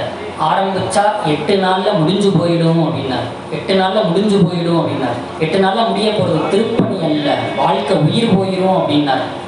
ஏன்னா அங்கே வடக்கு கோபுரத்தை கட்டணும்னா அங்கே முனீஸ்வரன் வடக்கு நோக்கி சக்தி ஆற்றல் வாய்ந்தவர். வடக்கு கோபுரத்துக்கு கீழே வந்து வடக்கு நோக்கி அருள் பாலிக்கிறாராம். நம்ம நகரத்தார் விடுதி அங்கே இருக்கிறது எல்லாத்துக்கும் தெரியும். வடக்கு பக்கம் அருள் பாலிக்கிறார். அவன் மேலே ஏறணும் அப்படின்னா 8 நாளில் முடிஞ்சு போயிடும், வேலை இல்லை, வாழ்க்கை முடிஞ்சு போயிடும், மன்னிக்கணும் அப்படின்னு சொன்னார். இவர் யோசிச்சார், செட்டியார் யோசிச்சாரு. சரி அப்படின்ட்டு எல்லா வாரத்தையும் தன் தலையில் போட்டார். இறைவனுக்காக தன் தலையில் போட்டுக்கொண்டவர் திருப்பணி துவங்க போனார். மீனாட்சி அம்மையையும் எம்பெருமானையும் வணங்கி 2 செங்கல் எடுத்தார். ஏணிப்படி வச்சு மேலே ஏறினார். 2 செங்கலையும் வச்சார். விபூதி குங்குமம் வச்சு மாலையை போட்டு இறங்கிட்டார்.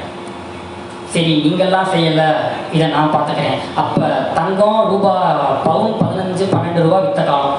இப்போ நம்ம நினச்சி கூட பார்க்க முடியல. 4000 5000 இருக்குது. கிராம், பவுன் கிடையாது, கிராம். அந்த காலம் அவர் எப்படியாவது இந்த கோபுரத்தை வடக்கு ராஜகோபுரத்தை கட்டிடணும் அப்படின்னு ஒரே முனைப்போடு இருந்தார். 2 செங்கல் எடுத்து வச்சார். எல்லாரும் என்ன ஆரம்பிச்சிட்டான். வெள்ளி 1, சனி 2, ஞாயிறு 3, திங்கள் 4, வெள்ளியோட வெள்ளி 8 நாள் ஆயிடுச்சு அப்படின்னு எல்லாம் வந்து ரெடியாக நின்றுட்டாங்க. காலையில் எல்லாம் முடிஞ்சிருக்கும், வச்சு இருக்க வேண்டியதான். மணி 4, செட்டியார் வரல. மணி 4:30, செட்டியார் வரல. முடிஞ்சிருச்சு அப்படித்தான் நினச்சாங்க. காலை மணி 5-5:30 இருக்கும். செட்டியார் திலகாத்திரமாக 16 இடத்தில் விபூதி பூசி திருநீர் பூசி ருத்ராட்சத்தோடு வந்தார். அப்பையும் எல்லாருக்கும் சந்தேகம் தான். ஆவியா ஆளா பாரு, கால் இருக்கா பாரு அப்படின்னு. காலையில் செட்டியார் வெளியில் வர திருப்பணி தொடங்கட்டும் அப்படின்னார். 1 வருஷம் ஒரே தனி நபர் அனைவரின் ஒத்துழைப்பாலும் அங்கே அந்த ராஜகோபுரம் கட்டப்பட்டது. அடுத்து ஆடி வீதியை சுற்றி வரார். ஆடி வீதியை சுற்றி வரும்போது ஃபுல்லாக கல் மண் சேருமா இருக்குது. அந்த கல் மண் சேரெல்லாம் இருந்தால் இப்போ பாருங்கள், நிறைய பேர் நான் பேசிக்கிட்டு இருக்கேன், காலை பார்க்குறாங்க, சகதியை தட்டி விடுறாங்க. மழை பெஞ்சிருக்கல 2 மணி நேரம் வந்து சகதியை தட்டி விடுறாங்க. அந்த மாதிரி கல் மண் சேரெல்லாம் மிதிச்சுட்டு போனால் உள்ளே போனால் இறைவன் நினைப்பா வரும், வராது. என்ன பண்ணியிருக்காரு பாருங்க. 4 பக்கமும் கல் பாவினார். 1877-78 சுற்றி 4 வீதியிலையும் 4 பக்கமும் கல் பாவினார். இறைவனுக்கு 2 தங்கக்குடம். அவள் ராஜமாதங்கி, மீனாட்சி அம்மை ராஜமாதங்கி. அவளுக்கு சாதாரண குடத்தில் தீர்த்தெடுத்துட்டு போகிறதா அப்படின்னு 2 தங்கக்குடம், மணிமண்டபம் எல்லாத்தையும் எழுப்பிட்டார். அடுத்து அவருக்கு ஒரு நல்ல பழக்கம். மீனாட்சி அம்மன் திருக்கல்யாணமாக இருக்கட்டும், தேராக இருக்கட்டும், திருப்பரங்குன்றத்துக்கு அம்மன் புறப்பாடாக இருக்கட்டும், எல்லாமே வந்து நிவர்த்தி ஆனதுக்கப்புறம் தான் சாப்பிடுவார். காலையிலேருந்து விரதம் இருப்பாராம். இந்த பிரசாதத்தை வாங்கி சாப்பிடும் வழக்கம் கொண்டவர் வைநாகர் நாகப்ப செட்டியார். தெற்கு சித்திரை வீதிக்கு வராரு. அங்கே ஒரு நாய் சிறுநீர் அழிச்சிட்டு இருந்ததாம். இதெல்லாம் முடிஞ்சிருச்சு. அடுத்தடுத்த நிகழ்வுகள். தெற்கு சித்திரை வீதிக்கு வரும்போது ஒரு நாய் சிறுநீர் கழித்துக்கிட்டு இருந்துச்சான். பொதுவாக வந்து கோயில் செவத்தில் வந்து சிறுநீர் கழிக்கக்கூடாது. கழித்தால் அடுத்த பிறவிக்கு 4 வாழ் தான். நான் என்னன்னு சொல்ல, கழுதையா குதிரையான்னு சொல்ல, 4 வால் கண்டிப்பாக விலங்காத்தான் பிறக்கும். இது நாய் சிறுநீர் கழிக்குது, ஒன்றும் பண்ண முடியாது. தப்பு நம்ம தப்பு அப்படின்னு 12 அடி விலைக்கு வாங்கினாராம். நந்தவனம் அமைத்தார். நந்தவனம் அமைத்து அங்கே பூக்கும் பூக்களை வந்து சாமிக்கு அர்ச்சனைக்கு பயன்படுத்தும்படி செய்தார். அடுத்து திருப்பணி எல்லாம் கட்டி முடிச்சாச்சு, கும்பாபிஷேகம் பண்ணணும்ல, திருப்பணி நிறைவு செய்யணும்ல, அதுக்கு பணம் தேவைப்பட்டது. இவர்கிட்ட பணம், அதுக்கு ஒரு சிறந்த பாட்டே இருக்குது. அந்த மீனாட்சி அம்மன் கோயில் செவுத்துக்கு வந்து கபாலி அப்படின்னு சொல்லுவாங்க, கபாலி மதில் அப்படின்னு சொல்லுவாங்க. மதில் அப்படின்னா செவுரு, கபாலி மதில் அந்த கடைசி புரகாரத்தில் வெளிப்புறகாரத்தில் உள்ள செவருக்கு வந்து கபாலி மதில். மதுரைக்கு நான் என்ன பேர் சொன்னேன்? ஆலவாய் அப்படின்னு சொன்னேன். திரு ஆலவாயான் திருநீரே அப்படின்னு தானே சொல்கிறோம் நம்ம. ஆலவாய் அப்படின்னு பேர். இன்னும் அந்த காலத்தில், இப்போதான் மதுரை, அந்த காலத்தில் அது கபாடபுரம் என்று சொல்லப்பட்டது. கபாடபுரம் என்று சொல்லப்பட்டது. ஒரு பாட்டு இருக்கு பாருங்க, 3ஆம் திருமுறை. பீடலால வாயிலாய் விழுமியர்கள் நின்கலல் பாடலால வாயிலாய் பரவ நின்ற பண்பனே காடலால வாயிலாய் கபாலி நீள்கடின் மதில் கூடலால வாயிலாய் குடாயதென்ன கொள்கையே. 3ஆம் திருமுறையில் பாடினார் பாருங்க.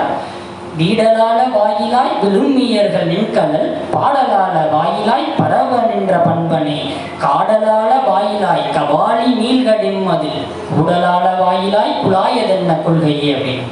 3வது வரி பாருங்க. காடலால வாயிலாய் கபாலி நீள் கடிமதில். இந்த திருத்தலத்தை வச்சு தான் இந்த திருமுறை பாடலானது பாடப்பட்டது. அடுத்து பணம் தேவை. திருப்பணிக்கு என்ன பண்ணுறாரு, ஒருத்தருக்கு கடன் கொடுத்துருக்காரு. அந்த கடனை வாங்கிடலாம், அதை வச்சு திருப்பணி பண்ணிடலாம் அப்படின்ட்டு ஒரு சேரட் வண்டி எடுத்துகிட்டு டிரைவர் சமயக்காரனோட கிளம்புறாரு. அது ஆத்தூர் அப்படின்னு சொல்லி அந்த திருநெல்வேலியிலேருந்து திருச்செந்தூர் போகிறதுக்கு இடைப்பட்ட தூரத்தில் அந்த ஆத்தூர் அப்படின்னு ஒரு ஊர். ஆத்தூருக்கு போய் விசாரிக்கிறாரு. அவர் வேத்தூருக்கு போயிட்டாருன்னு சொல்லிட்டாங்க. பார்த்தா இரவு மணி 7. என்ன பண்ணன்னு தெரியல. திரும்ப அந்த காலத்துலலாம் இப்படி இன்று அருமையாக ஒளிபெருக்கி ஒளி எல்லாம் ஏற்பாடு செய்யப்பட்டிருக்கின்றது. அன்னைக்கு அந்தளவு வசதி வாய்ப்பெல்லாம் கிடையாது. திரும்ப வர முடியாது அப்படின்ட்டு அங்கேயே படுத்துடலாம், தூங்கிடலாம் அப்படின்ட்டு என்ன பண்ணார், மெத்தையை எடுத்து கீழே போட சொன்னார். அங்கேயே படுத்துட்டார், உறங்கி விட்டார். உறங்கலை, தூங்குறதுக்கும் சாயறதுக்கும் வித்தியாசம் இருக்குது. படுத்து யோசிச்சுட்டே இருக்கார். ஏன்னா டெய்லி வந்து சாயந்தரம் கோயிலுக்கு போய் இரவு பள்ளியறை பூஜை பார்த்து தான் வந்து வீட்டுக்கு வந்து சாப்பிடுவார். ஐயோ இன்னைக்கு போக முடியலையே, இனியார் ஊதுவார் மூர்த்திகள் பள்ளியறையில் நின்று அந்த திருப்பொன்னூசல் பாடியிருப்பாரே, அந்த நினைப்பிலே இருக்கார். செட்டியார். கோயிலில் பார்த்தீங்கன்னா தெரிஞ்சிருக்கும், எந்த ஒரு கோயிலையும் காலையில் திருப்பள்ளி எழுச்சியோடு தான் கதவை திறப்பாங்க. சாயந்தரம் இரவு நேரம் பார்த்தீர்கள் என்றால் திருப்பொன்னூசல். இதில் என்ன ஒரு சிறப்பு அப்படின்னு பார்த்தீங்கன்னா, 2மே திருவாசகம், 8ஆம் திருமுறை. எத்தனையோ பாடல்கள் உள்ளன. காலையில் திருப்பள்ளி எழுச்சி, சாயந்தரம் திருப்பொன்னூசல். ஓதுவார் ரொம்ப அருமையாக பாடுவாங்க. வந்தீங்கன்னா 2மே திருவாசகம், 8ஆம் திருமுறை. என்ன அப்படின்னா, இந்த நூலுக்கு நிகர் வேறு ஏதும் இல்லைன்னு நம்ம சொல்கிறோம். அதுக்கு என்ன மகத்துவம் அப்படின்னு பாருங்கள். இறைவன் சொல்கிறார், மற்ற நூல்கள் பாடல்கள் எல்லாம் என்னை எழுதி பார்த்தன, இதை நானே எழுதி வைத்துக் கொண்டேன் அப்படின்றார். திரும்ப சொல்கிறேன், மற்ற நூல்கள் பாடல்கள் எல்லாம் என்னை எழுதி பார்த்தன, என்னை அழகு பார்த்தன, இதை நானே எழுதி கொண்டேன். ஏன் எம்பெருமானுக்கு அடியார்களாக கிடையாது? எம்பெருமான் அவரைவா எழுதணும். எதுக்காக எழுதியிருப்பாருன்னு பாருங்க. ஒரு சின்ன கதை. புதுசாக கல்யாணம் ஆன தம்பதிகள், கணவருக்கு பிட்டு ரொம்ப பிடிக்குமா. மதுரையை பற்றி பேசுகிறோம், பிட்டுக்கு மண் சுமந்த கதை, தலையில் விறகுக்கட்டை சுமந்த கதையெல்லாம் பேசாமல் போயிட முடியுமா? கணவருக்கு பிட்டு ரொம்ப பிடிக்குமா, மனைவிக்கு செய்ய தரல. கல்யாணம் ஆகிட்டு சாதம் வைக்கிறது, ரசம் வைக்கிறதே பெரிய பாடு, பிட்டு வைக்க தரல. நம்மலாம் அந்த யூடியூப் சேனல் இப்போ இந்த லாக்டவுனில் ரொம்ப வைரலாக ஆயிடுச்சு. யூடியூப் சேனல் பார்த்து குறிப்பு எழுதிட்டு வைக்கிறாங்க. அதில் அந்த சமையல் குறிப்பில் ஒரு பிடி ஜீனி அப்படின்னு சொல்கிறாங்க. இந்த அம்மா மாற்றி எழுதும்போது ஒரு பிடி ஜீனிக்கு ஒரு படி ஜீனி அப்படின்னு எழுதிட்டாங்க. ஒரு படி ஜீனின்னு எழுதிட்டாங்க. ஒரு படி ஜீனி போட்டு பிட்டு வச்சா எப்படி இருக்குன்னு உங்கள் எல்லாத்துக்கும் தெரியும். ஒன்றும் சொல்ல முடியாது. அதனால் தான் எம்பெருமான் தானே கைப்பட எழுதினார். அதனால தான் வந்து திருவாசகத்தில் உள்ள 2 பதியத்தையும் காலையிலையும் சாயந்தரமும் நம்ம கேட்குறோம் திரும்பவும். அப்படியே உறங்குறாராம். தோல்ல வந்து யாரோ தட்டுற மாதிரி ஒரு கனவு. தோல்ல வந்து யாரோ தட்டுற மாதிரி ஒரு கனவு. முழிச்சு பார்க்குறாரு. மீனாட்சி அம்மை வந்து நேர நிற்கிறாங்க.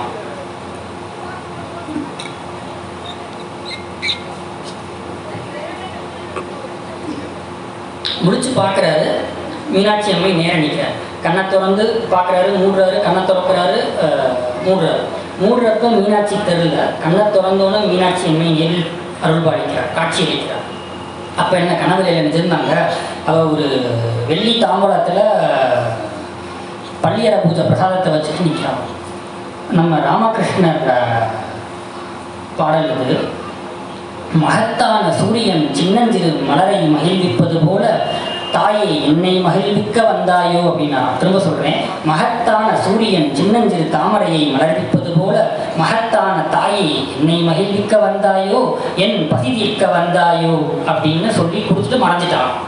மீனாட்சி அம்மை வெள்ளி தாம்பாளத்தை கொடுத்துட்டு மறைஞ்சிட்டான். சரி சாப்பிடுவோம் அப்படின்னு அழுகிறார். கண்ட தண்ணி வருது.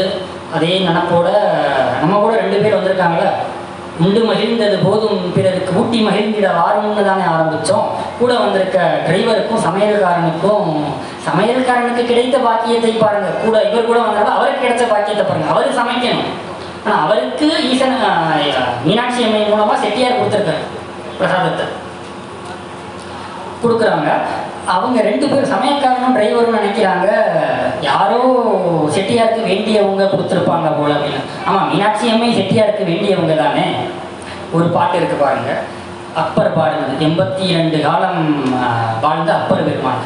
எத்தாயர் எத்தந்தை எச்சுற்றத்தார் எம்மாடு சும்மாடாம் ஏவர் நல்லார் செத்தார்வன் உதவுவார் ஒருவரில்லை சிறுவிரகால் தீமூட்டி செல்லா நிற்பர். என்ன ஒரு அருமையா பாடிக்காரங்க. எத்தாயர் எத்தந்தை எச்சுற்றத்தார் எம்மாடு சும்மாடாம் ஏவர் நல்லார் செத்தார்வன் உதவுவார் ஒருவர் இல்லை சிறுவிரகால் தீமூட்டி செல்லா நிற்பர். அம்மா அன்னை கூட பிறந்தவங்க அப்பா யாருமே இல்லை, நீதான் எனக்கு துணை.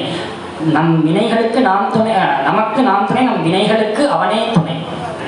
திருவாசகம் சொல்லுது. அதனால செத்தா கூட சின்ன விறகால தீ மூட்டிட்டு போயிடுவான். எப்படி அழகாக சொல்லியிருக்காரு பாருங்க அப்பர் பெருமான். அடுத்து இதெல்லாம் முடிச்சுட்டு அதிகாலையில் கிளம்பி மதுரை ஆலவாய்க்கு வந்துட்டாங்க. வந்ததும் பார்த்தீங்கன்னா ஒரு பரிகாசுரனை போட்டு அடிச்சுக்கிட்டு இருக்காங்க. வெள்ளி தாம்பாளத்தை காணோம்ல, வெள்ளி தாம்பாளம் தான் சும்மாவா போட்டு அடிச்சுக்கிட்டு இருக்காங்க. எம்பெருமான் அவர்கள் அவங்க அருள்பாலிக்கிறதுனால செட்டியார் அப்படியே கண்ணிலேருந்து தண்ணியாக வருது. பாதி சொல்கிறார், பாதி நிகழ்வை சொல்கிறார், பாதி நிகழ்வை சொல்லலை. கண்ணில் தண்ணியோட பாதி சொல்கிறார், பாதி சொல்லலை. அருள் வந்துட்டால் பேச்சு வராதுங்க. நான் ஏன் பேசிக்கிட்டு இருக்கேன்னா இன்னும் பக்குவப்படலைன்னு அர்த்தம். அதனால் தான் சிறியன் பேசிக்கொண்டிருக்கிறேன். அழுகிறாரு, பாதி சொல்ல முடியலை. எல்லாம் நிகழ்ந்து விட்டது. இனி மதுரையை தாண்ட மாட்டேன் அப்படின்னு ஒரு சத்தியம் பண்ணுறாரு. இனிமேல் நான் மதுரை மண்ணை தாண்டி போக மாட்டேன் அப்படின்னு சத்தியம் பண்ணுறாரு. அவர் சோதனைக்கு அமராவதி புதூரில் மனைவி காலமாயிட்டாங்க. இவர் எல்லாம் எம்பெருமான் பார்த்து கொள்வார் என்று வணங்கி அங்கே தங்கிட்டார். மீனாட்சி பார்த்துக்குவா எல்லாத்தையும் அப்படின்னு அங்கே இருந்துட்டார். அடுத்து சிவராத்திரி அன்று திருவீதி உலா இறைவனும் அம்பாளும் காட்சியளிக்கின்றன. கையில் பிரசாதம் தர்றாங்க இவருக்கு. அதை வாங்கி தம்பி வெங்கடாசலம் செட்டியார்ட்ட கொடுத்துட்டு பின்னாடி தேவார இன்னிசை வந்தது, அதை ரசிச்சுக்கிட்டு இருந்தார். ரசித்தபடி உயிர் நீத்தார் வைநாகரம் நாகப்ப செட்டியார். அடுத்து மதுரை அப்படின்னா அதுக்கு நிறைய சிறப்புகள் உண்டு. ஒன்று தென்பாண்டி தலைநகர், இன்னொன்று 64 திருவிளையாடல் புராணம் நிகழ்ந்தேறிய இடம். அடுத்து நம்ம உத்தரகோசமங்கை அப்படின்னு சொல்லுவாங்க. சிவபுரம் போல் கருதப்படும் உத்தரகோசமங்கைக்கு சமமான திருத்தலம் அது. உலகத்தை காப்பாற்றும் பராசக்தி தான் தோன்ற வேண்டும் என்று எண்ணியது மதுரை. நம்ம காசி விசாலாட்சி, காஞ்சி காமாட்சி, மதுரை மீனாட்சி என்று சொல்லுவோம். அவர் மலையத்துவசம் மகளாக தோன்றிய என்றப்ப எண்ணியது மதுரை தான். அந்த சிறப்பு வாய்ந்தது திருத்தலம்.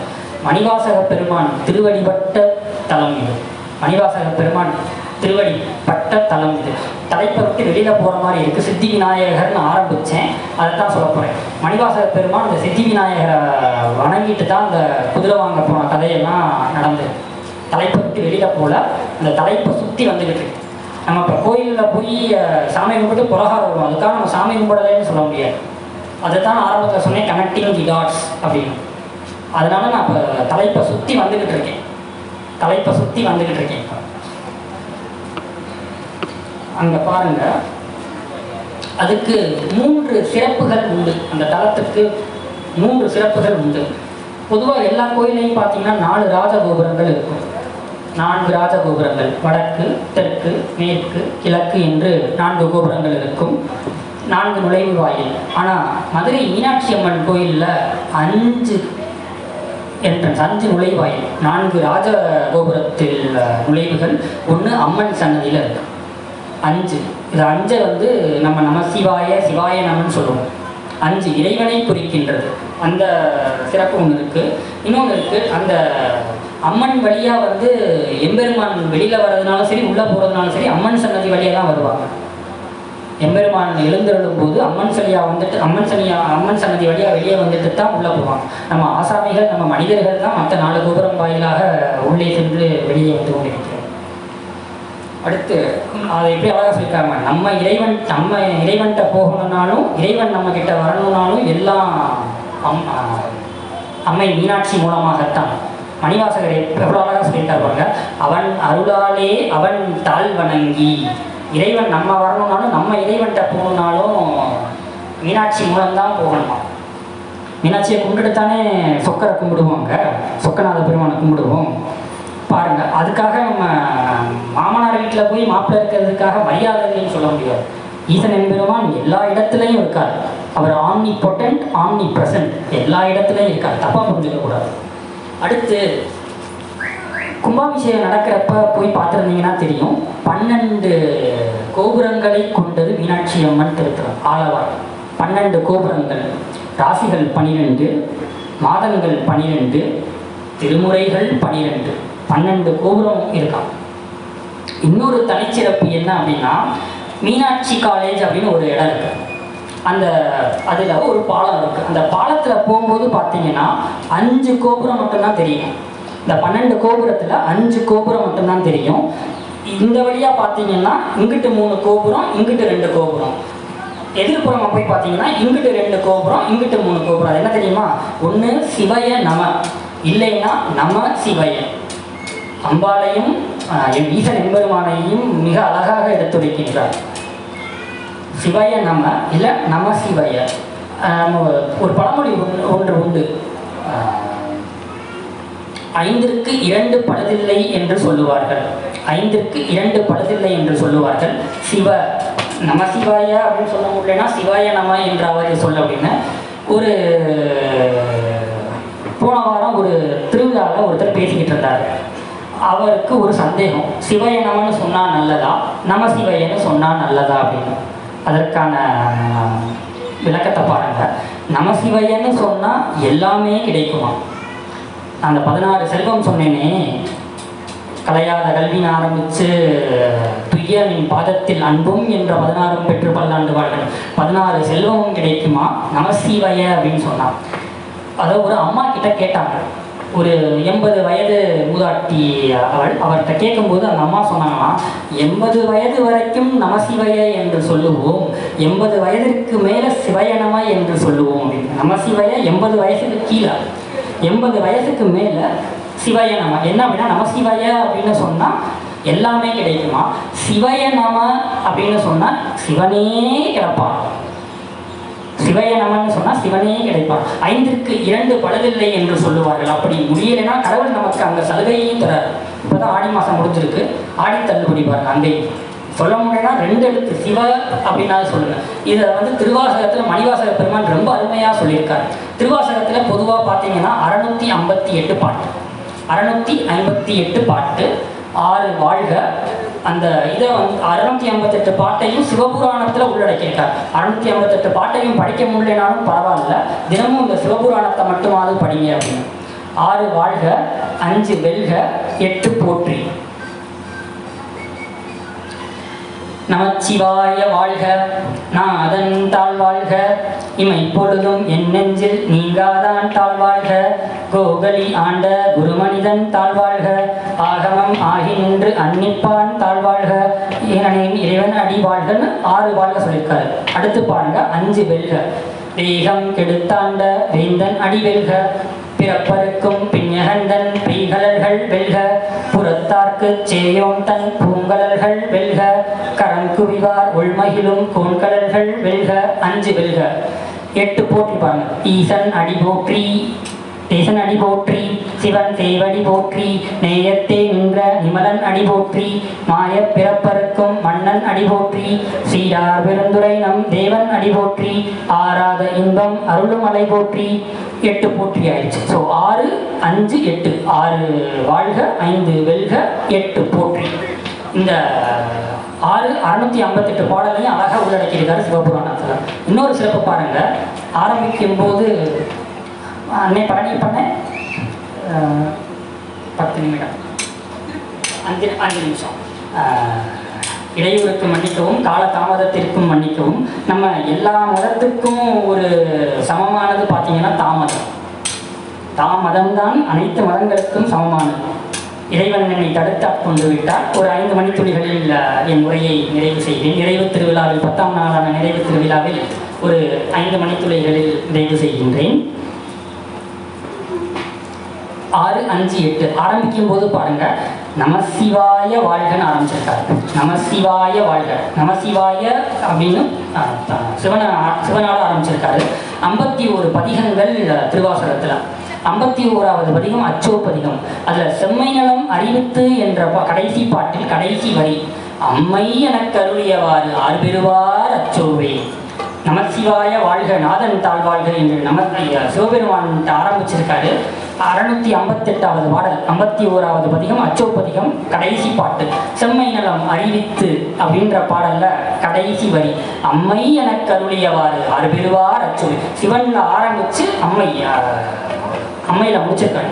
சீவ அப்படின்னு சொன்னேன். சி என்றால் சிவனை குறிக்கும், வா என்றால் பராசக்தியை குறிக்கும். அடுத்து பாருங்க, சிவ அப்படின்னு சொன்னேன். அதுக்கு தேவாரத்து பாடல்கள் நிறைய சொல்லுது. சொற்றுணை வேதியன் சோதிவானவன், பொற்றுணை திருந்தடி பொருந்த கை தோல, கற்றுணை பூட்டியோர் கடலிற்பாய்ச்சினும் நற்றுணையாவது நமச்சிவாயவே. இந்த நமச்சிவாயத்துக்குள்ள சிறப்பை பாருங்க. அடுத்து ஒரு பாட்டு, பூவினு கருங்கலம் பொங்கு தாமரை, ஆவினு கருங்கலம் அரணஞ்சாடுதல், கோவினு கருங்கலம் கோட்டமில்லது, நாவினு கருங்கலம் நமச்சிவாயவே. என்ன சொல்றாரு பாருங்க, நம்ம நாவில இருந்து வர்ற சொற்களிலே ஈடு இணை இல்லாதது நமச்சிவாய என்னும் திருமந்திரம் தான் என்று சொல்லியிருக்கிறார். இப்ப எதுக்கு இந்த பாட்டுக்கு சம்பந்தம் இல்லாம பேசுறேன்னு நினைச்சிடாதீங்க. பூவினு கருங்கலம் பொங்கு தாமரை அப்படின்னு சொன்னேன். இந்த தாமரை குளம் அப்படின்னு மதுரையில் ஒன்று இருக்கு. தாமரை நம் தேசிய மலர் என்று தெரியும். இப்போ போய் பார்த்தீங்கன்னா அது ஹாக்கி கிரவுண்டு மாதிரி இருக்கு. தேசிய மலர் இருந்த இடம் இப்போ தேசிய விளையாட்டு விளையாடுற ஒரு இடமாகி போச்சு. எனக்கு என்னமோ அம்மையும் கருணை காட்டினாரோ என்னமோ. நம்ம நாட்டில் கிரிக்கெட்டு தான் ரொம்ப விளையாடுறாங்க. அட்லீஸ்ட் இந்த இடத்தில் விளையாடாது ஹாக்கி அப்படின்ற விளையாட்டு பிரபலமாகட்டும்னு அன்னை கருணை காட்டினாலோ என்னவோ தெரியவில்லை. அதுக்கு பாருங்க, பொற்றாமரை குளம். மதுரையை பார்த்தீங்கன்னா நடுவில் பொற்றாமரை குளம், அம்மன் அருள் பாலிக்கின்றார். சுற்றி பாருங்க, 4 பக்கம் ஆடி வீதி, ஆவணி வீதி, மாசி வீதி, எப்படி அழகா மதுரையை அமைச்சிருக்காங்க பாருங்க. நெய்வேலியில் காமராஜர் ஆட்சியில் வந்து நகர வடிவமைக்கணும் அப்படின்னு நினச்சாங்களாம். காமராஜர்கிட்ட போய் கேட்டாங்களாம். அவர் வழக்கம் போல ஆகட்டும் பார்க்கலாம் அப்படின்னு சொன்னாங்களாம். 4 பொறியாளர்கள் போய் நாங்கள் போய் சுவிட்சர்லாண்டில் போய் பார்த்துட்டு வந்துடுறோம் எப்படி அமைச்சிருக்காங்கன்னு சொன்னாங்களாம். சுவிட்சர்லாண்டில் போனால் தானே அரசாங்க செலவில் ஃப்ரீயாக போயிட்டு வந்துடலாம் இலவசமாக அப்படின்னு நினச்சாங்களாம். நம்ம காமராஜர் சொன்னாங்கன்னா சுவிட்சர்லாண்டெல்லாம் போக வேண்டாம், திரு ஆலவாய் என்று சொல்லக்கூடிய நம்ம மதுரைக்கு போய் பாருங்க, தெரியும், ரொம்ப அழகாக வடிவமைச்சிருக்காங்க, அதை பார்த்துட்டு வந்து வடிவமைங்க அப்படின்னு. இங்கே இதை பற்றி பேசும்போது பொற்றாமரை குளம் ஒரு தாலாட்டு பாட்டு ஒன்று இருந்துச்சு, நம்ம மீனாட்சிக்கு உகந்தது. மண்ணாளாம் கண்ணாளாம் மீனாள் மதுரை மண்ணாள வாரா, பொன்னாள தாமரை பூ பூக்கும் அந்த பொய்கையிலே. திரும்ப சொல்கிறேன், மண்ணாளாம் மீனாள் மதுரை கண்ணாளாம் மீனாள் மதுரை மண்ணாள வாரா, பொன்னாள தாமரை பூ பூக்கும் அந்த பொய்கையிலே அப்படின்னு. நம்ம வைகை எல்லாத்துக்கும் தெரியும். அந்த காலத்தில் வைகைக்கு முன்னாடி, அது மீனாட்சி திருக்கல்யாணத்துக்கு அப்புறம் தான் அது வைகை. அதுக்கு முன்னாடி ஹிருதயமாலா அப்படின்னு சொல்கிற ஒரு நதி. என்ன அப்படின்னா, எம்பெருமான் தட்கன் மகளை, அதாவது தாட்சாயினி அப்படின்னு சொல்லுவாங்க, தட்கன் மகளை மணந்தார். இந்த தட்கன் என்ன பண்ணிட்டாரு, சிவபெருமான நமக்கு தெரியும், எந்த ஒரு விசேஷம்னாலும் யாரையும் நம்ம வரவேற்கல கூப்பிடலைன்னா பிரச்சனை ஆகிடும் சொந்தத்துக்குள்ள குடும்பத்துக்குள்ள. அதே மாதிரி தட்கன் வந்து சிவபெருமானை கூப்பிடாம ஹரித்வாரில் போய் ஒரு யாகத்தை வளர்க்க ஆரம்பிச்சிட்டான். தட்கன் யாகத்தை வளர்க்க இது அம்மை மீனாட்சிக்கு தெரிய கோபம் கொண்டு, சிவபெருமானை வரவேற்காது நீ நடத்தும் யாகத்திற்கு நான் வரமாட்டேன், நீ கொடுத்த உடம்பு எனக்கு வேண்டாம்னு அந்த உடம்பை 64 வெட்டி வீசிட்டாங்க. 64 வெட்டி வீசினதுல இந்த 64 பாகங்களில் ஒரு பாகம், முக்கியமான பாகம், இதயம் வந்து விழுந்தது இந்த மதுரை மண்ணிலே. அந்த பேரில் தான் வந்து ஹிருதயமாலா நதி இப்போ சாக்கடையாக ஓடிக்கிட்டு இருக்கு. 16 சித்தர்கள் வாழ்ந்தது இந்த மதுரை, 16 சித்தர்கள் அடக்கம் பண்ணது இந்த மதுரை மண்ணில் அப்படின்னு சொல்லியிருக்கோம். இதை ஒரு வெளிநாட்டவர் வந்து பார்த்துட்டு போயிருக்காரு. இங்கே நம்ம மதுரையில் வாழ்ந்துக்கிட்டு இருக்கோம், மதுரையை சுற்றி வாழ்ந்துக்கிட்டு இருக்கோம், நமக்கு அது தெரியாமல் போயிடுச்சு.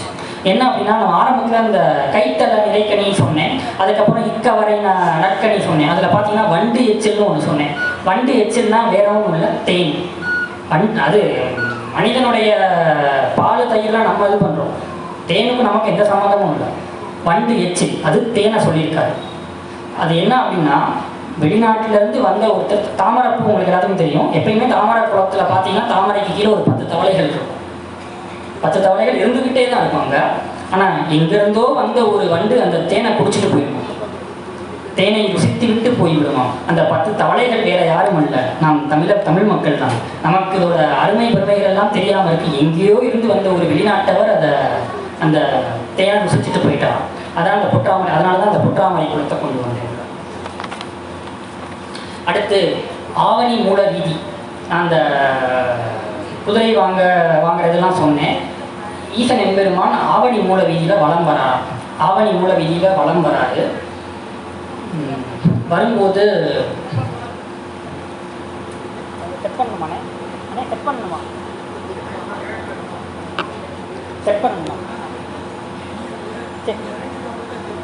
பண்ணுறதுனா 10 ஒரு 5 நிமிஷத்தில் முடிச்சிடும். ஒன்றும்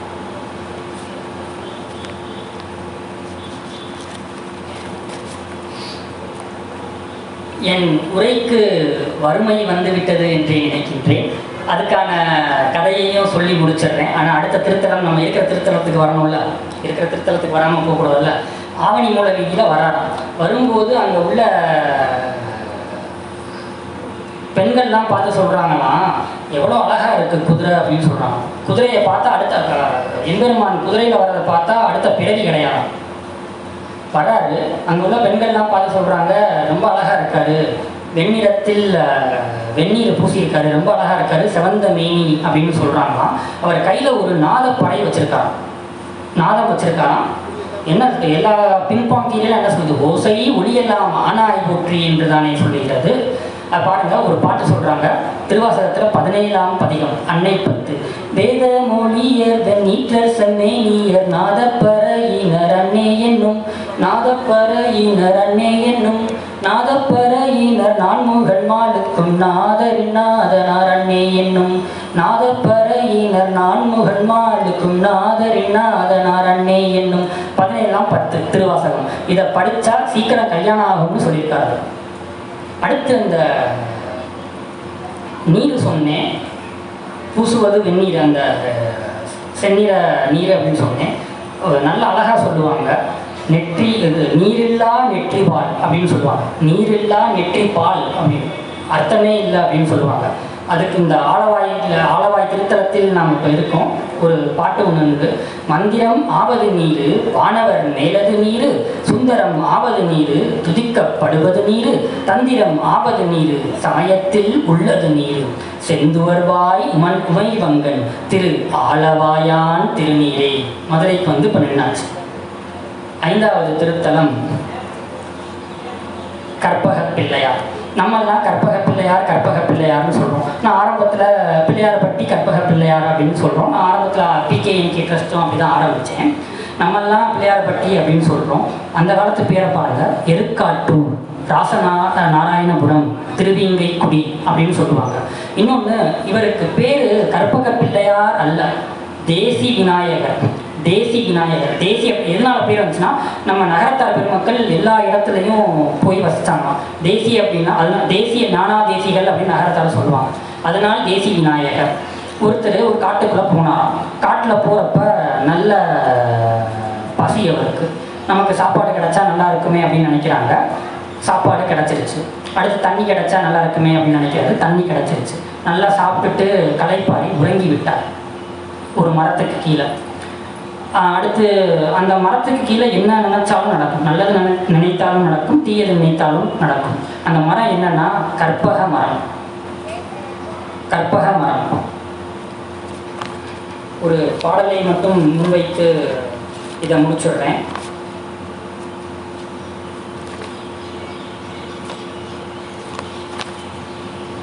முற்பவத்தில் யான் செய்த தீவினைகள் முழுதகற்றும் முகத்தினானை, அற்ப சுகத்து இணை அழுத்தா ஐங்கரனை பிற்பவமும் அகற்றும் கோவை, சொற்பொழுது புரியாத வணிகர் குணம் தினம் பணியும் துணைத்தாளானை, கற்பகத்தின் மிடி அகற்றும் கற்பகமாம் விநாயகனை கருத்தில் வைப்பான். கற்பகத்தின் மிடி அகற்றும் கற்பகமாம்.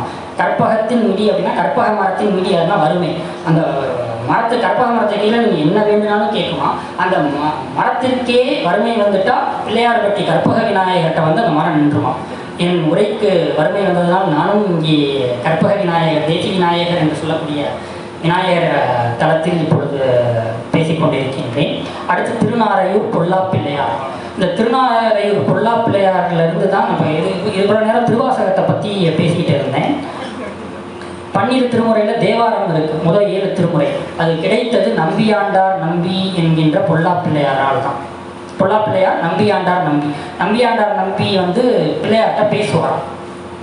அப்போ ராஜராஜ சோழன் வந்து 10ஆம் நூற்றாண்டு, அது கிட்டத்தட்ட 10ஆம் நூற்றாண்டு. ராஜராஜ சோழன் வந்து விநாயகர் பெருமானே நம்பி அப்படின்னா பிள்ளையார்னு அர்த்தம். நம்பியாண்டார் நம்பி அப்படின்னா ஆண்களில் சிறந்தவன். வந்து நீ தான் பிள்ளையார்கிட்ட பேசியாமே, தேவார பாடல்கள் சொன்னாங்க, நான் ஒரு 4-5 கேட்டேன், அது எங்கே இருக்குன்னு பிள்ளையார்கிட்ட கேட்டு சொல்லு அப்படின்னு கேட்கும்போது விநாயகர் அருள்பாடு காட்சியளித்தாராம். அதை காட்சியளித்து சிதம்பரத்தில் உள்ள தீட்சதர்கள்ட்ட இருக்குது அப்படின்னா உடனே எல்லாரும் கிளம்பி அங்கே போனாங்களாம் சிதம்பரத்துக்கு. மேற்கு பக்கம் ஒரு பரனில் இருந்ததாம். ஆனால் பரனில் சீல் வச்சுருந்தது. நமக்குலாம் தெரியும், நான் இப்போ ஒரு பேங்க்கில் ஒரு பணத்தை வச்சு லாக்கரை க்ளோஸ் பண்ணோம் அப்படின்னா நான் போய் திறந்தா தான் திறக்க முடியும். போய் கேட்குறப்ப தீட்சதர்கள்ட்ட இருக்குது அப்படின்னு அவங்கள கேட்க முடியாது. எல்லாரும் 7ஆம் நூற்றாண்டு 8ஆம் நூற்றாண்டில் வாழ்ந்தவர்கள். 3 திருமேனியும் எழுந்தருள செய்தாராம் எம்பெருமான். அதை தொடர்ந்து பார்த்தா நமக்கு தெரியும் 1 லட்சத்துக்கு மேற்பட்ட பாடல்கள். ஆனால் கிடைத்தது வெறும் 8000 பாடல்கள் தான். முதல் 3 திருமுறை 4000 பாடல்கள், பின்னர் 3 திருமுறை 3000 பாடல்கள், 7ஆம் திருமுறை 1000 பாடல்கள், 8000 சொச்சம் பாட்டு தான் கிடச்சிச்சு. அந்த சிதம்பரத்தில் உள்ள விநாயகருக்கு பேர் திருமுறை கண்ட விநாயகர். யார் அறிவார் தமிழ் பெருமை என்கின்றீர் மதுரை மூதூர், நீரறியும் நெருப்பறியும். எல்லாம் நீரில் நெருப்பில் கரையானில் போயிடுச்சு. அதனால தான் இந்த பாட்டை வச்சான். யார் அறிவார் தமிழ் பெருமை என்கின்றீர் மதுரை மூதூர், நீரறியும் நெருப்பறியும் என்று. அற்புத கீர்த்தி வேண்டின், ஆனந்த வாழ்க்கை வேண்டின், நற்பொருள் குவிதல் வேண்டின், நலமெல்லாம் பெருக வேண்டின், கற்பக மூர்த்தி தெய்வ களஞ்சியத்து இருக்கை சென்று பொற்பதம் பணிந்து பாரீர் பொய்யில்லை கண்ட உண்மை. நம்மெல்லாம் களஞ்சியத்திருக்கைன்னு பாடிக்கிட்டு இருக்கோம். அது கிடையாது. களஞ்சியத்து இருக்கை சென்று. இது பாடினவர் கண்ணதாசன். அவர் இங்கே வந்து சாமி கும்பிட்டுட்டு ரொம்ப மனநிறைவோடு இருந்தாராம். அப்போ கவிஞர்கிட்ட ஒரு கவிதை எழுதுங்க அப்படின்னு சொன்னபோது அங்கேயே உட்கார்ந்த இடத்துல பேப்பர் பேனா எடுத்து இந்த பாட்டு எழுதினார். களஞ்சியத்து இருக்கை சென்று பொற்பதம் பணிந்து வாரி பொய்யில்லை கண்ட உண்மை. இந்த பாடலை ஏன் வச்சேன் அப்படின்னா, ஏன் கடைசியில் வச்சேன் அப்படின்னா, கற்பக விநாயகர் சன்னதியில் போய் பார்த்தா தெரியும், ஒரு பலகையில் இந்த பாட்டு எழுதி கற்பக பிள்ளையாருக்கு தேசி விநாயகர் எம்பெருமானுக்கு கண்ணதாசன் இங்கே பாடுங்க. எல்லாரையும் இவ்வளோ நேரம் சுற்றுலாவாக ஒவ்வொரு தலமாக கூட்டிகிட்டு போனேன், பத்திரமா கொண்டு வந்து கற்பக பிள்ளையார் கையில் ஒப்படைக்கணுமா வேண்டாமா? அதனால் தான் அவர் சன்னதியில் இருக்கும் பாடலை வைத்து எனக்கு இங்கே வாய்ப்பளித்த ட்ரஸ்ட்டுக்கும் இதுவரை செவி கொடுத்து கேட்ட அனைவருக்கும் என் நன்றியை உரித்தாக்கி விடைபெறுகிறேன். நன்றி, வணக்கம்.